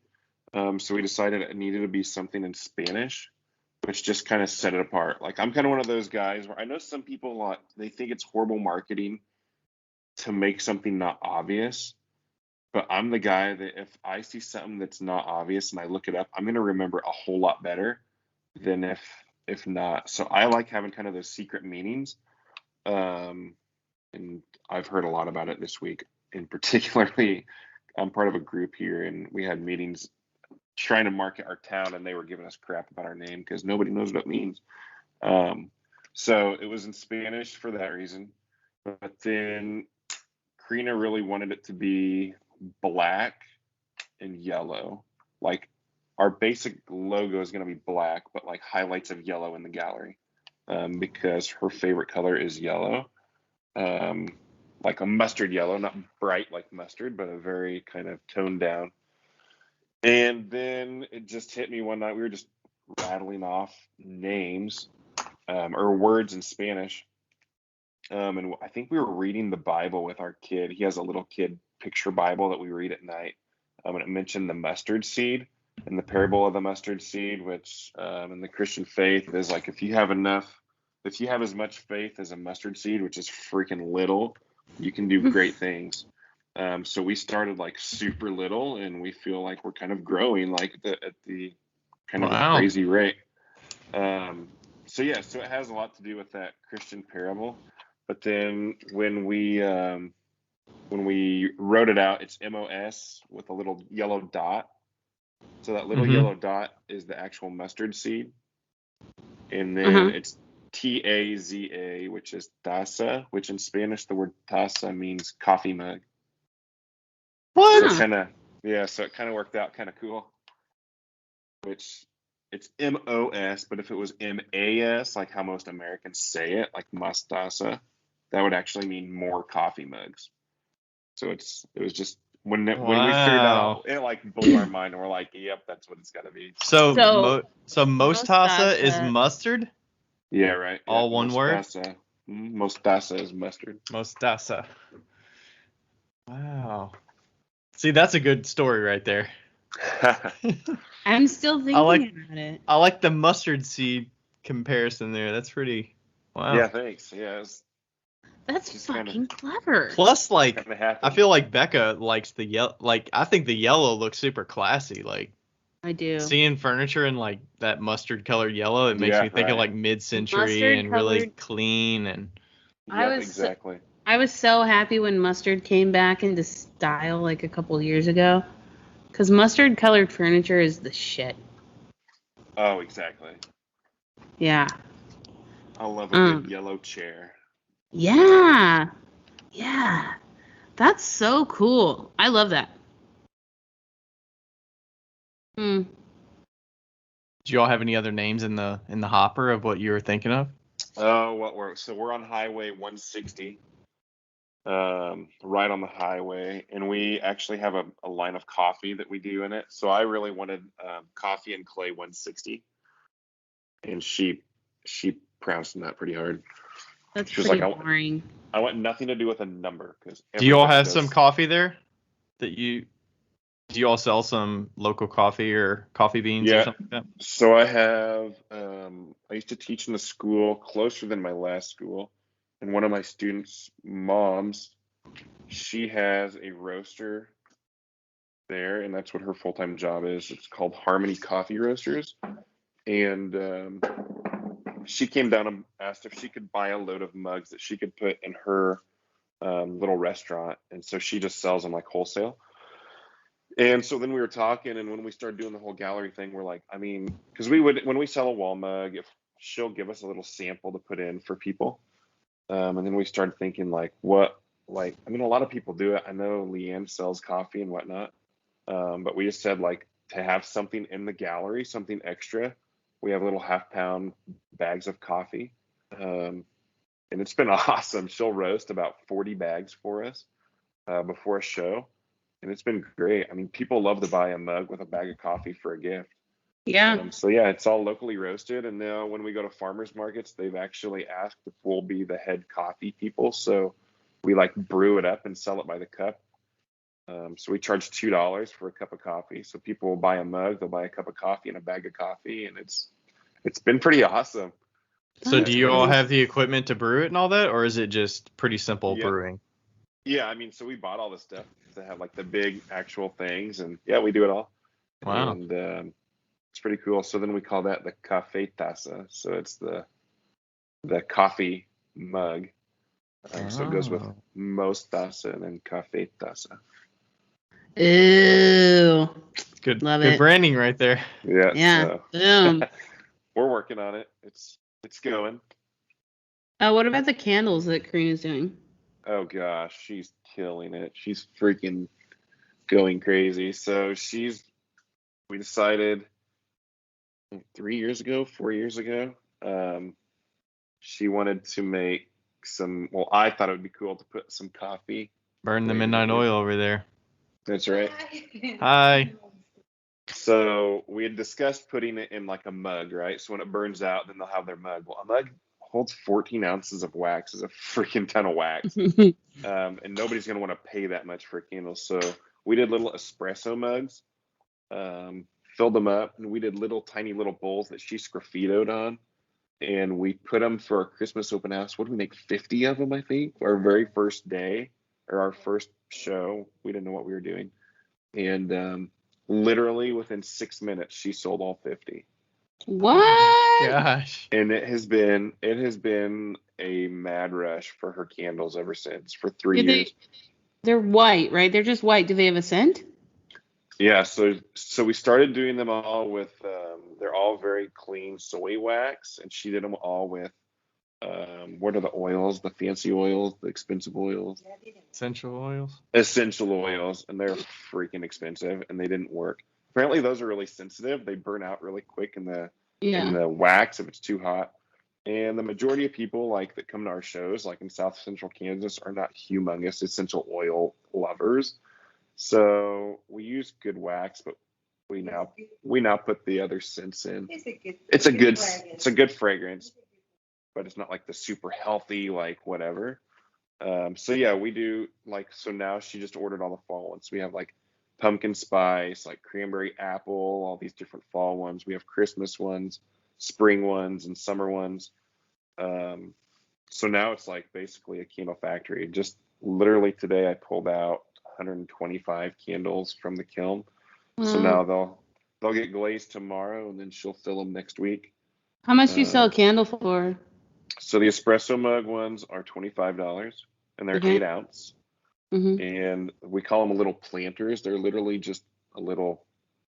We tell people to plant a succulent in it when it's done. It's a little 8 ounce just jar, and they're $15.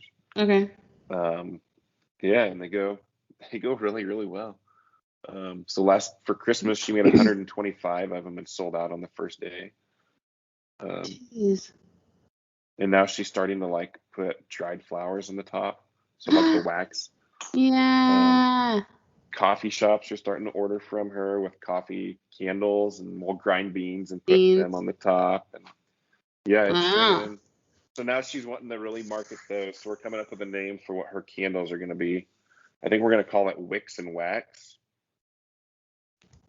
Why not most candles?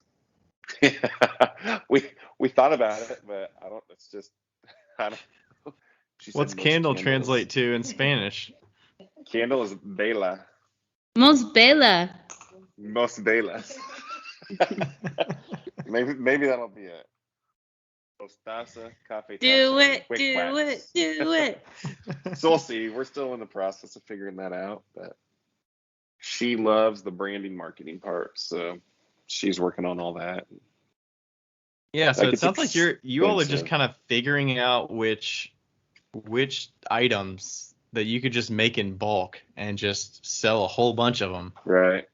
So how's that process? Do you get excited about finding new things to make that work, or is it just trying things? Like you said, you made 50 of something, saw if it sold, it did well, so now you're making 150 of them this next time, or? Yeah, right. Yeah, it's all about we'll try 2 or 3 different things, and if they work. So last year at Christmas, she made an angel, a simple hand-built little jar, carved an angel out of it, glazed it white, and I looked at it and I'm like, you need to make about 30 of those. So I think she made 30, and they sold out on the first day. And so, I mean, this year she's going to make probably 100 of them, because we know those will go quick. There's other things we've made, like little soap dishes. They were kind of a bust. So now Karina's revamped those. She has the first trials coming out, and the kiln I just pulled out today. So we'll glaze those tomorrow, and we'll see how they go. But yeah, it's just trial and error of different forms. And it's not always the idea's bad. We had some oil bottles that just didn't sell. They weren't good. Revamped it to a different shape, and now they fly off the shelf. So it's definitely finding what the customer wants compared to what you basically want to make. But it becomes, at what point are you becoming an artist, or are you just a craftsman? I mean, some people really only want to make fine art $150 mugs, where I just want to make money. Right. You want to make money? Yeah.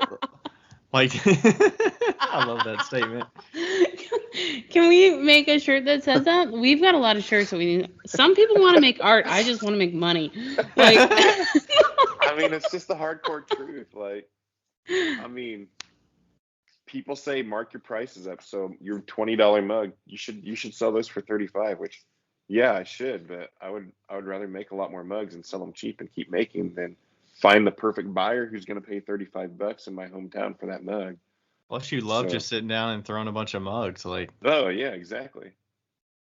Oh, it's so soothing. So yeah, it's. Yeah. I don't know. I feel like I'm a cheating artist. Because you're like finding the demand, and you're like, all right, let's just double down on making more of those. Yeah. Like hearing you talk about these different things that are just working. It's like you can find success just making like 5 and 6 different types of items, or like Larry Bruning or whoever you're talking about, Becca. Like they only made planters and different sizes of planters. Like, yeah, that's what like your whole business can be. He made other stuff, but planters was 75 to 80% of his business, and like and still is, even though he's passed. They still make 4-inch planters, 2-inch planters, 6-inch, 8-inch, 12-inch, 13-inch planters. They make huge ass planters, and they ship them. And I've told you this. They ship them all down to like all of the Portland nursery and stuff like that. And I don't know if it was back in the day when planters were big, but now planters are big again. You know? Oh, for sure. Like in spring, that's one of our main sellers. It's just a circle planter with a hole in the bottom. It's a very quick throw, dip it in a white glaze, and people love it against a succulent green. Have you guys done sponge holders for Christmas? Never have. It's been on our list to try, but we've never done one. I feel like in Kansas that would be a thing, especially if she did a sponge holder with a little angel on it, or you did for sure. Like if you just did Christmas sponge holders that were white that said like ho ho ho or this child is born or some shit like that, you know, like. That sounds like something you'd put on like ornaments or something. Or just like a fucking Christmas tree, or just a Christmas tree, and then the sponge holder. People would put that up. People in Kansas, Colorado, all those middle states, they decorate for holidays. Oh, for sure. We make those simple little Christmas tree cone Christmas trees. Yeah. It's ridiculous. Like, I would never buy that, but we sell 300 or 400 of those at Christmas. And it's just strictly decoration. And people absolutely love decorating here for holidays. It's crazy. It's so true. It's very true. It's very true. Like coming from that type of community, it's just like I had a friend that would decorate the shit out of their house for the 4th of July. Oh, yeah. Like the 4th of July is such a big holiday. And Halloween here? Oh my gosh. Like, people turn their front yards into graveyards. It's ridiculous. Like, yeah. It's just, if I could make a tombstone on a wheel, I would kill it. That's why I never was good at selling anything at Christmas time or any other holidays, because I don't celebrate holidays, not because I don't believe in them or anything. It's just because I don't care about them. But, like I don't have a Christmas tree. Like, I don't do all that stuff, so I've never known what to, like, you don't know what people would want to buy. What they would go for. Yeah. I did, however, do wine cork bottle stoppers with snowmen on top. Oh, nice. They were so cute. Yeah, that would be good. I had a snowman army. Snowman army. That makes me think of Calvin and Hobbes. Yeah. Yes. Basically. There's money to be made out there for those holidays. I mean, you're making, how many pumpkins did you say you're making? 400? Yes, I'm throwing 400. I've got 345 right now, so I've got 55 left. And she's doing 1,200 little guys. And then once that's done, we'll start Christmas trees. Does that make you feel like you're just, it just puts you in a spot where you're like, you can kind of plan out your year a little bit, where you're like, okay, I need to be making, trees at this point. I need to be making pumpkins at this point. Yep. So I think it was the end of December, the beginning of January, we got an Airbnb up in Kansas City, and we went and tried to plan out our full year, looking at each month, like what holidays are coming that you've got to plan for, because you've got to be like 2 or 3 months in advance before everybody else. Mm-hmm. So we'll do that. Like, what shows do we want to be at? What events are we going to do at our house? We try to have one big event every quarter. We try to do one class every month in our gallery. So we'll give everybody a white mug. So this was supposed to be on Saturday, coming up this Saturday. We were going to give everybody a white mug who signed up for the class, give them a sheet of fall themed decals, and then they could learn about decaling ceramics, and they would make their own unique fall mug. However, we're in quarantine right now, so we had to cancel our class. So we're not doing that class anymore. So we'll try to do things like that every month. It's kind of turned into every 2 months, just because it's not that much work, but it just takes a lot of work, if that makes sense. Yeah. Plus, you got to advertise for it. You got to fill it up. You got to communicate with the students and prep everything. Right. Exactly right. So, yeah, and it's just trying to plan everything out at once. So, like on July 5th, we start making pumpkins. And it gives us 2 months. But yeah, so it's. Do you ever feel like you like neglect your Instagram audience at all because you have to focus on the? Yeah. All the time. Like right now, I'm in an Instagram slump. But I mean, it's like I said, I'm making pumpkins all day, every day. Like, yeah, it's boring. But yeah, I need to do some videos and stuff. But other times, like, I just get so tired of being on Instagram. Like, I honestly don't know how, like, Kurt Hammerly does it, because it's the time investment and the right. daily. I mean, but like even you, Ryan, you post daily, semi-daily, and stories, and yeah. I mean, I've tried to just do my life in the studio, what I'm doing every hour, pick up the phone and just show what I've done. I'm just like, nobody cares what I'm doing in my studio myself. So I don't. They do though. That's what we've learned. I feel like it's probably more beneficial to the peers of mine that are up and coming and like learning how I make certain things, but maybe that's not true. Maybe customers get a lot of value out of that. I mean, I did have some customers at the show this weekend say like, oh yeah, I watch his stuff on Instagram. It's really soothing to watch his videos and stuff. So like customers and people that aren't even familiar get something out of it. Like, I'll watch anybody doing a live just because I like interaction while I'm throwing or whatever. You give me so much shit when I do live. I love it. Yeah, no, I started doing like some TikTok videos again, and even just the third day of doing a video, I'm like, what am I gonna post? I did this shape yesterday. Like I did this shape yesterday. Like what am I gonna? And I'm not even doing fancy stuff. I'm just literally throwing my phone up against my bucket, shooting a video, super quick, and then not even editing it. You know what might be cool?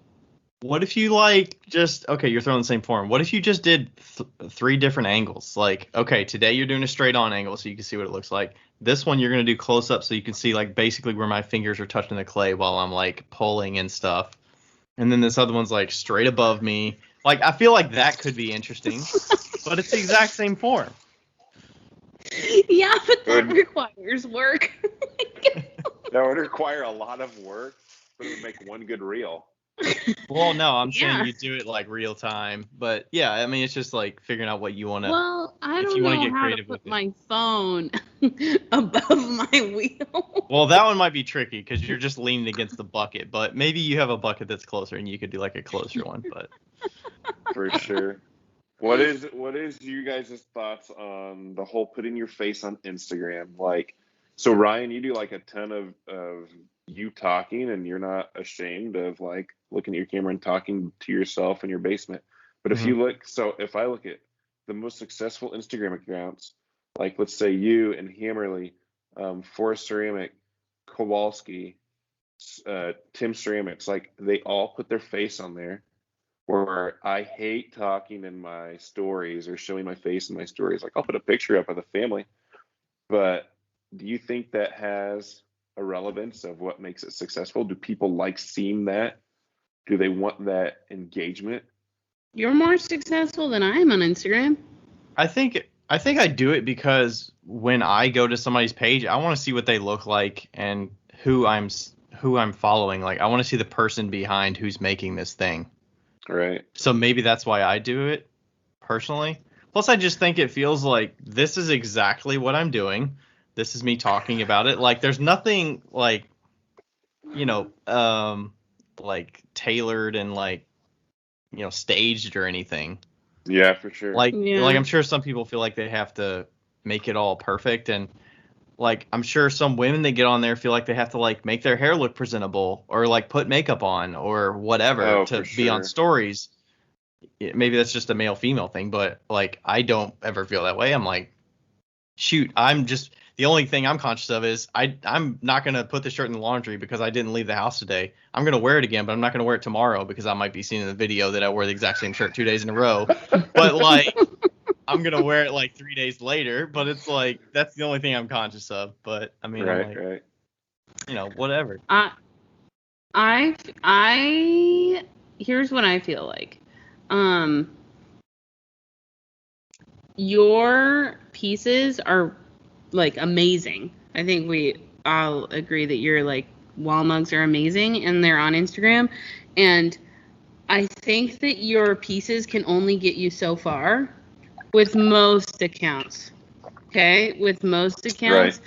And at some point people want to see who is making the pieces and like the reason like Hammerly stuff is cool, but Hammerly stuff is cool because people feel like they have a connection with Kurt.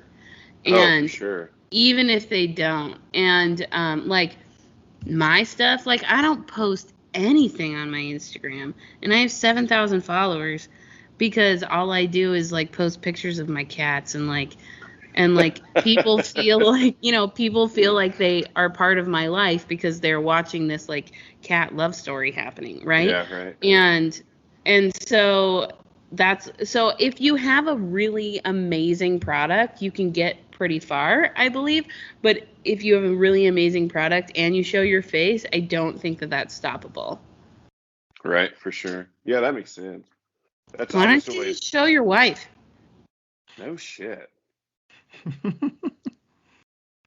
I mean, I'd get a lot of followers then. It'd be a totally different group of followers. Yeah, she's cute. She said you should be the face of my Instagram and we'll get followers. You should show her working in the studio. Like, what's she working on today? I always try to, and her instruction is don't put my face in there.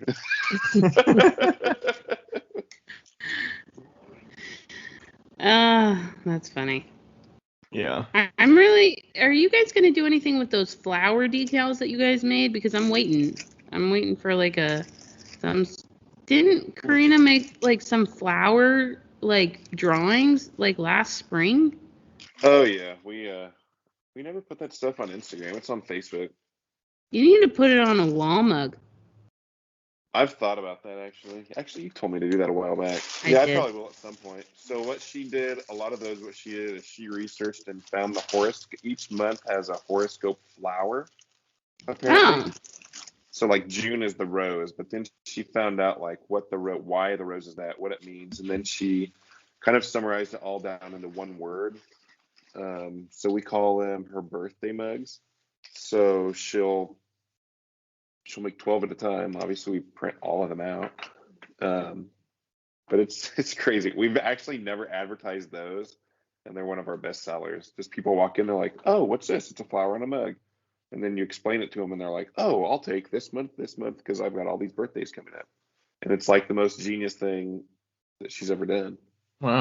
I wonder if you could transfer that to Instagram. I bet you could. Oh, I'm sure. She has her Instagram. She's just not good at posting on it. So you say certain things are on Facebook and certain things are on Instagram. So you never like cross post, or if you do, you manually post each one. Yeah, I'll manually post if I want to cross it. Okay. Yeah, so And I think a lot of the part that like I'm kind of just burnt out right now, especially on Instagram, is I'm trying to do my Facebook, my Instagram. I'm trying to do the gallery, Facebook and Instagram, which those do overlap. But it's just thinking, which I know a lot of people It's a do lot. a lot more than just those two accounts, but it's just tough. Oh, and then I've like have the imposters thing. We have Mm-hmm. our whole Instagram page on that too, trying to keep up with that. And that put me over the edge. That was just way too much at Yeah, once. 2 accounts is a lot, period, for anybody. Even if Right. and you could just say that your Instagram is one account and your Facebook is a separate account. Like, Oh, it definitely you have to is. think creatively what you want to put on each one. So, like, you're Yeah. managing at least 3 accounts Right. on a regular Yeah. basis. So, and that's right now. I mean, I'm blowing up Facebook right now just with our county fair and our pumpkin thing coming up. Instagram is definitely kind of falling behind. But I'm not doing any Instagram worthy work. I Yeah. have learned like I do big serving bowls with a texture on the inside, and those on Instagram are actually really, really, really popular. So I've been making a lot of those. So I need to put some of those on maybe. But those are things that go to like fairs with us. They're Hmm. kind of the big throw it up on a stand, catch people's attention, and they come in and buy a mug. Um, so yeah, so that's good. But just a basic mug and blue glazed hasn't Yeah, really worked on my Instagram, but on super my simple. Facebook it does. I'm curious if the big pieces that are on Instagram, if people just like it because they're like, that took a lot of work. At the minimum, I Yeah, could just right, like that thing. Yeah. Like, right. you know. Well, people don't have really imagination. They either like really large things or really small things. Oh, for sure. Yeah, your basic anything's just not exciting, I guess. Nope. uh, I think we pretty much covered all the questions that other people asked. There were one other one that came through, but we talked about, your style and developing that with the wall stuff, and then some other people asked about the decal firings. What's the temps that you do those at? So the majority of people are going to fire those at 018, just like a luster. Hmm. The actual printer that I got it can work from 018 to cone 6, so my decals can actually fire really, really hot. I don't really know why you would want to unless you're like layering them into a different firing. They do burn out a little bit, so they get a little washy at that high of a temperature, but not too terrible. I fire mine according to the schedule that the company actually gives, and they're not potters; they're actually memorial. What are they called? So like tombstones. When you go and Grandpa's face is on the little oval on the tombstone, Hmm. that's their whole business. that's Um, awesome. so they don't work much with potters. It's kind of potters are finally finding them, and they're starting to get more and more and more of us. Um, so they don't work in cones; they just work in Fahrenheit. So the schedule they gave me it's a 2-part where it's like 277 degrees until 650, and then 382 degrees until 1652, which goes to about 010. And Mm-hmm. I've done them at 018 and I've done them at 010, and I can physically feel the difference with my hands. Like the 010 is amazingly soft and smooth. The 018 works fine. Nobody would know the difference, customer wise, but I just kind of OCD about my stuff. And Hmm. I just always I run them up to 010. It's not a big deal to me. So Can you put a decal just on like raw clay? yeah. So actually during COVID, last year, me and Justin Roshink talked a whole lot about like the whole decal process and what you can do. And so he was kind of encouraging me to try them on different things for the whole look of the wall. Because for example, I'll do all the different things in the wall, and kind of the last thing I do is I splatter paint just to make it look kind of like a graffiti, whatever, of a little splash of paint. And then it gets glazed, and a decal goes on the top of it. So it was weird because the image on the wall of the decal was on top of the splattered paint and everything, and it just Mm. didn't work out.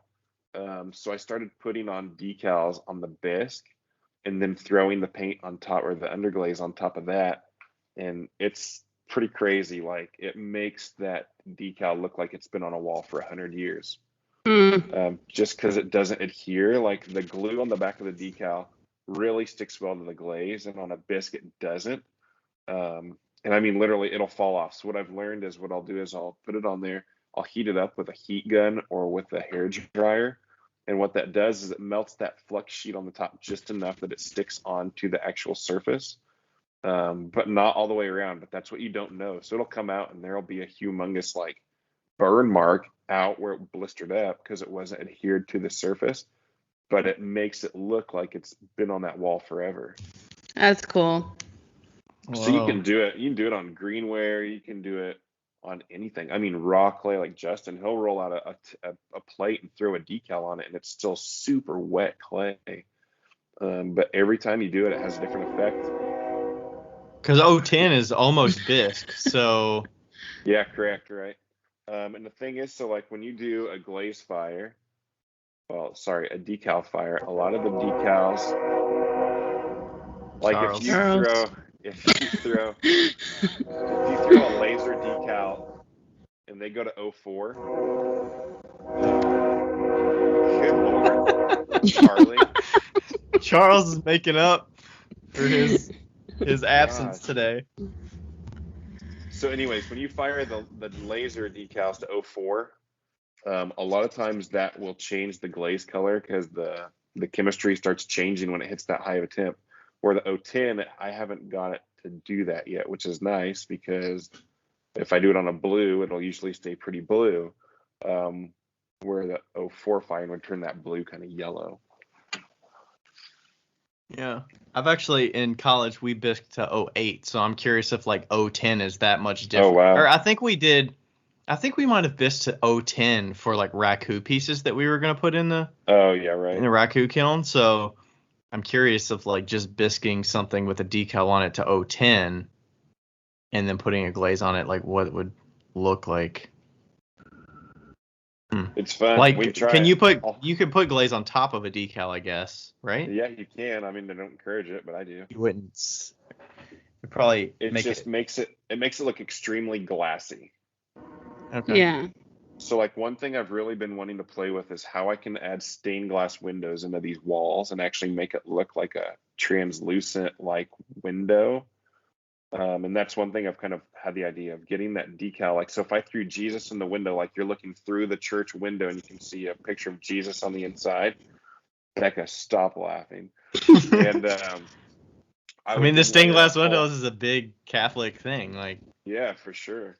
And then I would put like a ton of clear glaze over that because it would make it look like a really thick layer of that glaze or of a window, whatever, on top. So I've tried. It has been nothing worthy of putting on Instagram. It's kind of a bitch to figure out, but I'm slowly working on it. Cool. So we'll see. All right. Becca, do we have any fun Josh questions to close us out today? We do. Okay. I don't know. I told him I was talking to you, and then he gave me 7 questions in like a minute. Oh my gosh, he had these on deck. After I called him. So I don't think he did have these on deck, just from... He said, what's a useless talent you possessed? I can chirp like a cricket.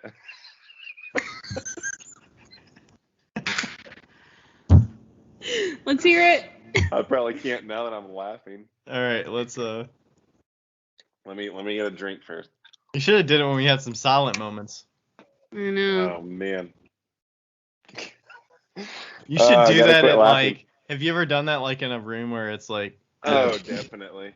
In a presentation or something. Oh, I could see it like a NCCA presentation, and it's like.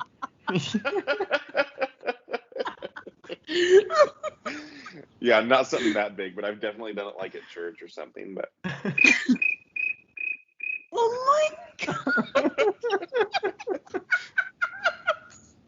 Oh, that's great. Plus, you can't even really tell. Like, that was real subtle. Yeah, you've got to be looking like at the lips, definitely. Otherwise, you have no clue who's doing it. Great. That's so good. Okay. What's something your brain tries to make you do, but you have to will yourself not to do it? Oh, What does that mean?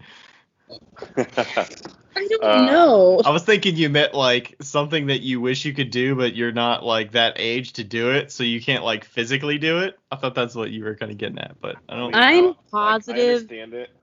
I understand it like we speak a lot of Spanish at home, and I'll be out in public and suddenly like I want to say something and I'll speak Spanish to somebody and they look at you like, what? It's like, oh crap.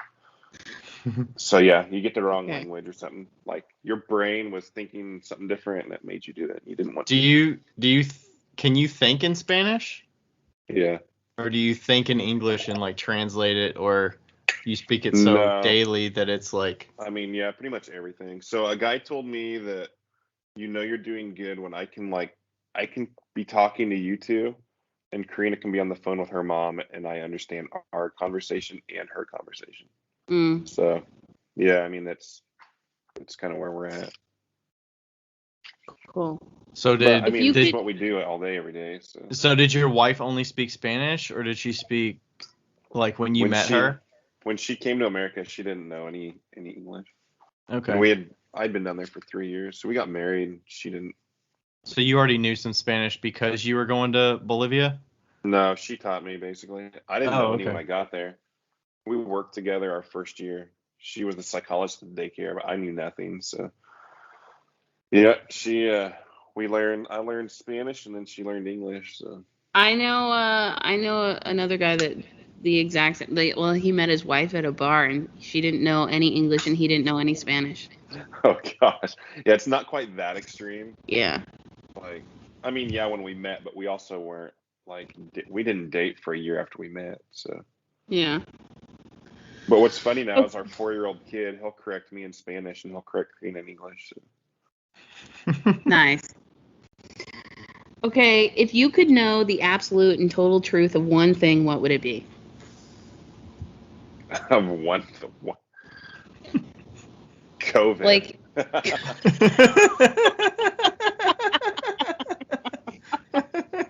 That's a good one. I like that. That is good. Okay. And then if you did, who would believe you? Like, what's your credibility to? It would be useless information at this point. Yeah. But you'd know. I would know. And then I'd look at all these memes and just be like, you guys are ridiculous. Okay, this is the last and final question. Why are Josh and Becca your favorite ducking people? because autocorrect. It did start with autocorrect the first time, didn't it? Which one? When you said ducking to me, like the first time, did it start with autocorrect? Oh, it's always been autocorrect. I hate it. I don't even know where ducking comes from. I say the word all the time. So it's like, why does my phone autocorrect to ducking? But it does to everybody. Maybe it's a G-rated phone. It's all right. Yeah, because like the first time, I don't know, Isaac said you're ducking stupid or something like that, and then I I sent the screenshot to Josh, and he was like, "That's hilarious." And then I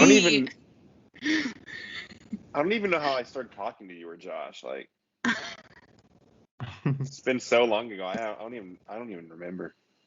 I don't know either. No. Maybe it was something with glazing. I don't know. I have no idea. I think you were just. Oh, well, I heard you on the podcast with Ryan. Right. Yeah. Right. Yeah, and then I think I reached out to you, but I'm not sure, like, what about or anything, and then I just started. Remember. Yeah. I mean, I probably saw your stuff from when you were doing your line work, and maybe some of the like Amico, because you used Amico underglazes for all your line work, right?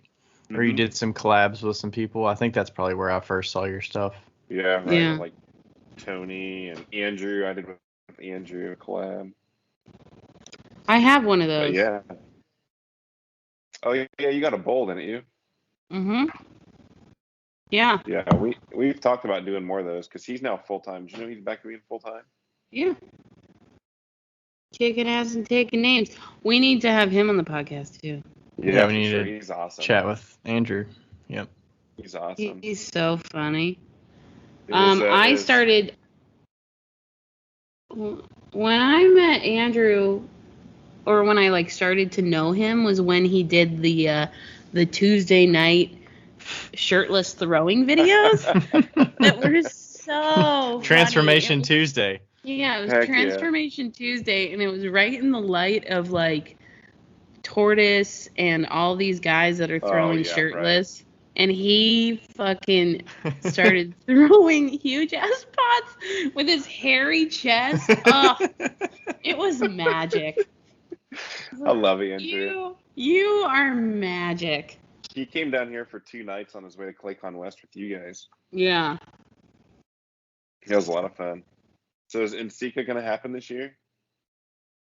I don't know. I mean, it's in San Francisco or Sacramento?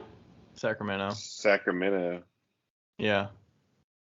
I hope so. Which is I hope it does, but it's also the most COVID restricted state.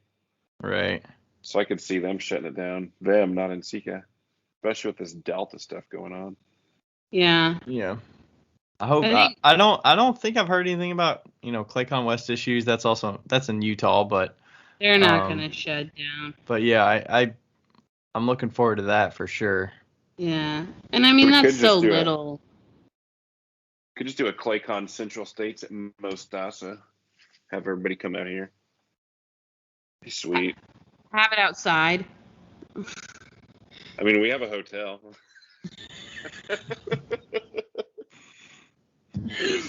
With a ballroom. I don't think it has that. It doesn't have a ballroom.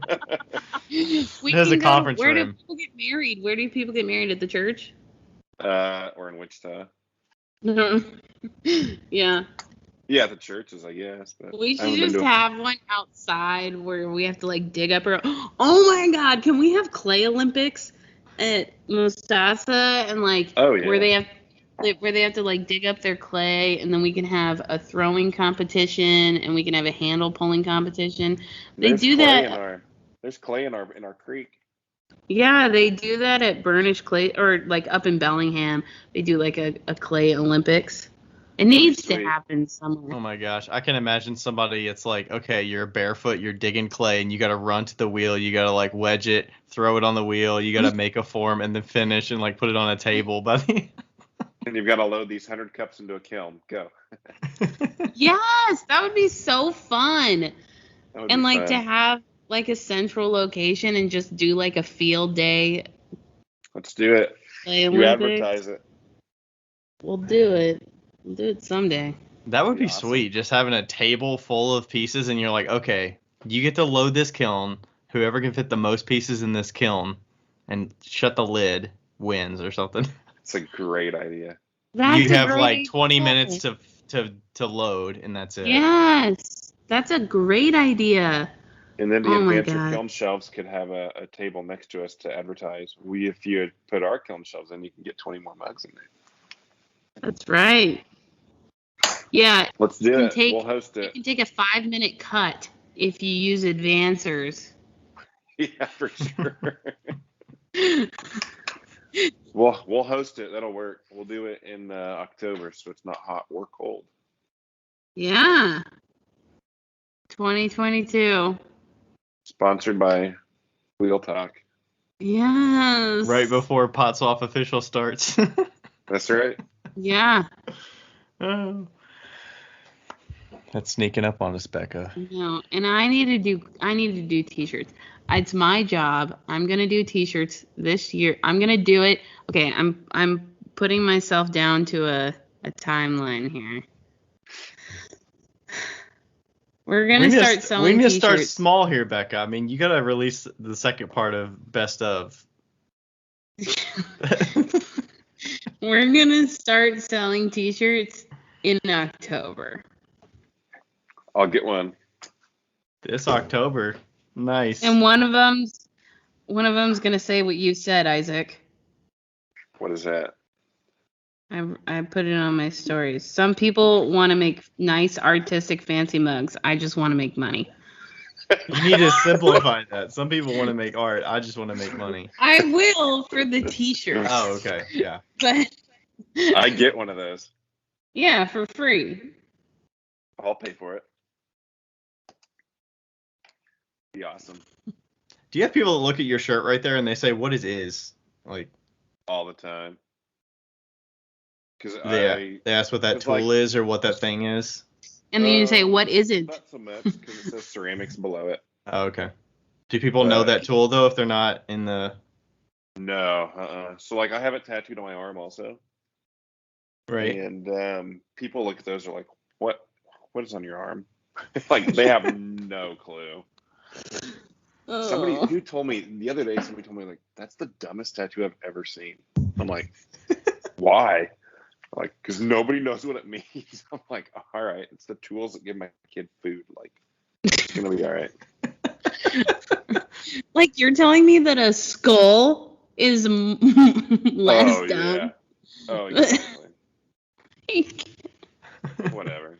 Not that a skull is dumb. It's not, but it's just like you're dumb. The most overdone tattoo in the world. Yeah. Or a tattoo that says "Mom." My principal always gave me crap because it's the only shirts I wear. It's like all I have. So I'm gonna buy shirts. Might as well put my name on it. So I would wear these to school, and he would always give me crap about IS. It is or it isn't. Hey, it could say like BS or something. I mean, it's like yeah. Good. My initials are BO. So, oh. Yeah. That's awesome. I mean, my real initials are RO, but still. Both of my parents are BS. And we always would say, like, yeah, we grew up with a lot of BS in the house. So. It worked out all right. Like, we're alive. Well, do we have anything else? No. Where should people find you? You, the gallery, all that stuff on the socials. On Instagram, I'm Isaac Shue is arts. The gallery is gallery.mostaza, I think. I don't even know my handle on that one. I have to look it up every time. And on Facebook, it's Isaac Shue, and then IS art is in quotations, and Gallery Mostaza. Do you have separate websites for your own pottery and then the gallery, or now you kind of have it all in one? Everything is gallerymostaza.com. And it was just a way that I can put my work. Like, so we started thinking we needed the gallery name when Karina started doing a lot more of her work because she was selling under my name, which just seemed weird for her and for me and for like fairs. So it's like, well, that's not your work, whatever. So it's kind of an umbrella name that we can both sell under, but then I can also have my buddy's woodworking and prints and everything on there. Yeah. So, but I still like, so when I go to fairs, I'm still IS Ceramics. And we have signs for that. So like we have a different sign for each one. IS Ceramics, Mostaza. Oh, okay. So you don't necessarily go to fairs under the Gallery Mostaza name. Yeah. No. But you can give people cards that say, hey, we have a gallery. For sure. And like yeah, it's good advertising. All of our bags say Gallery Mostaza, so like we'll hand them out Gallery Mostaza.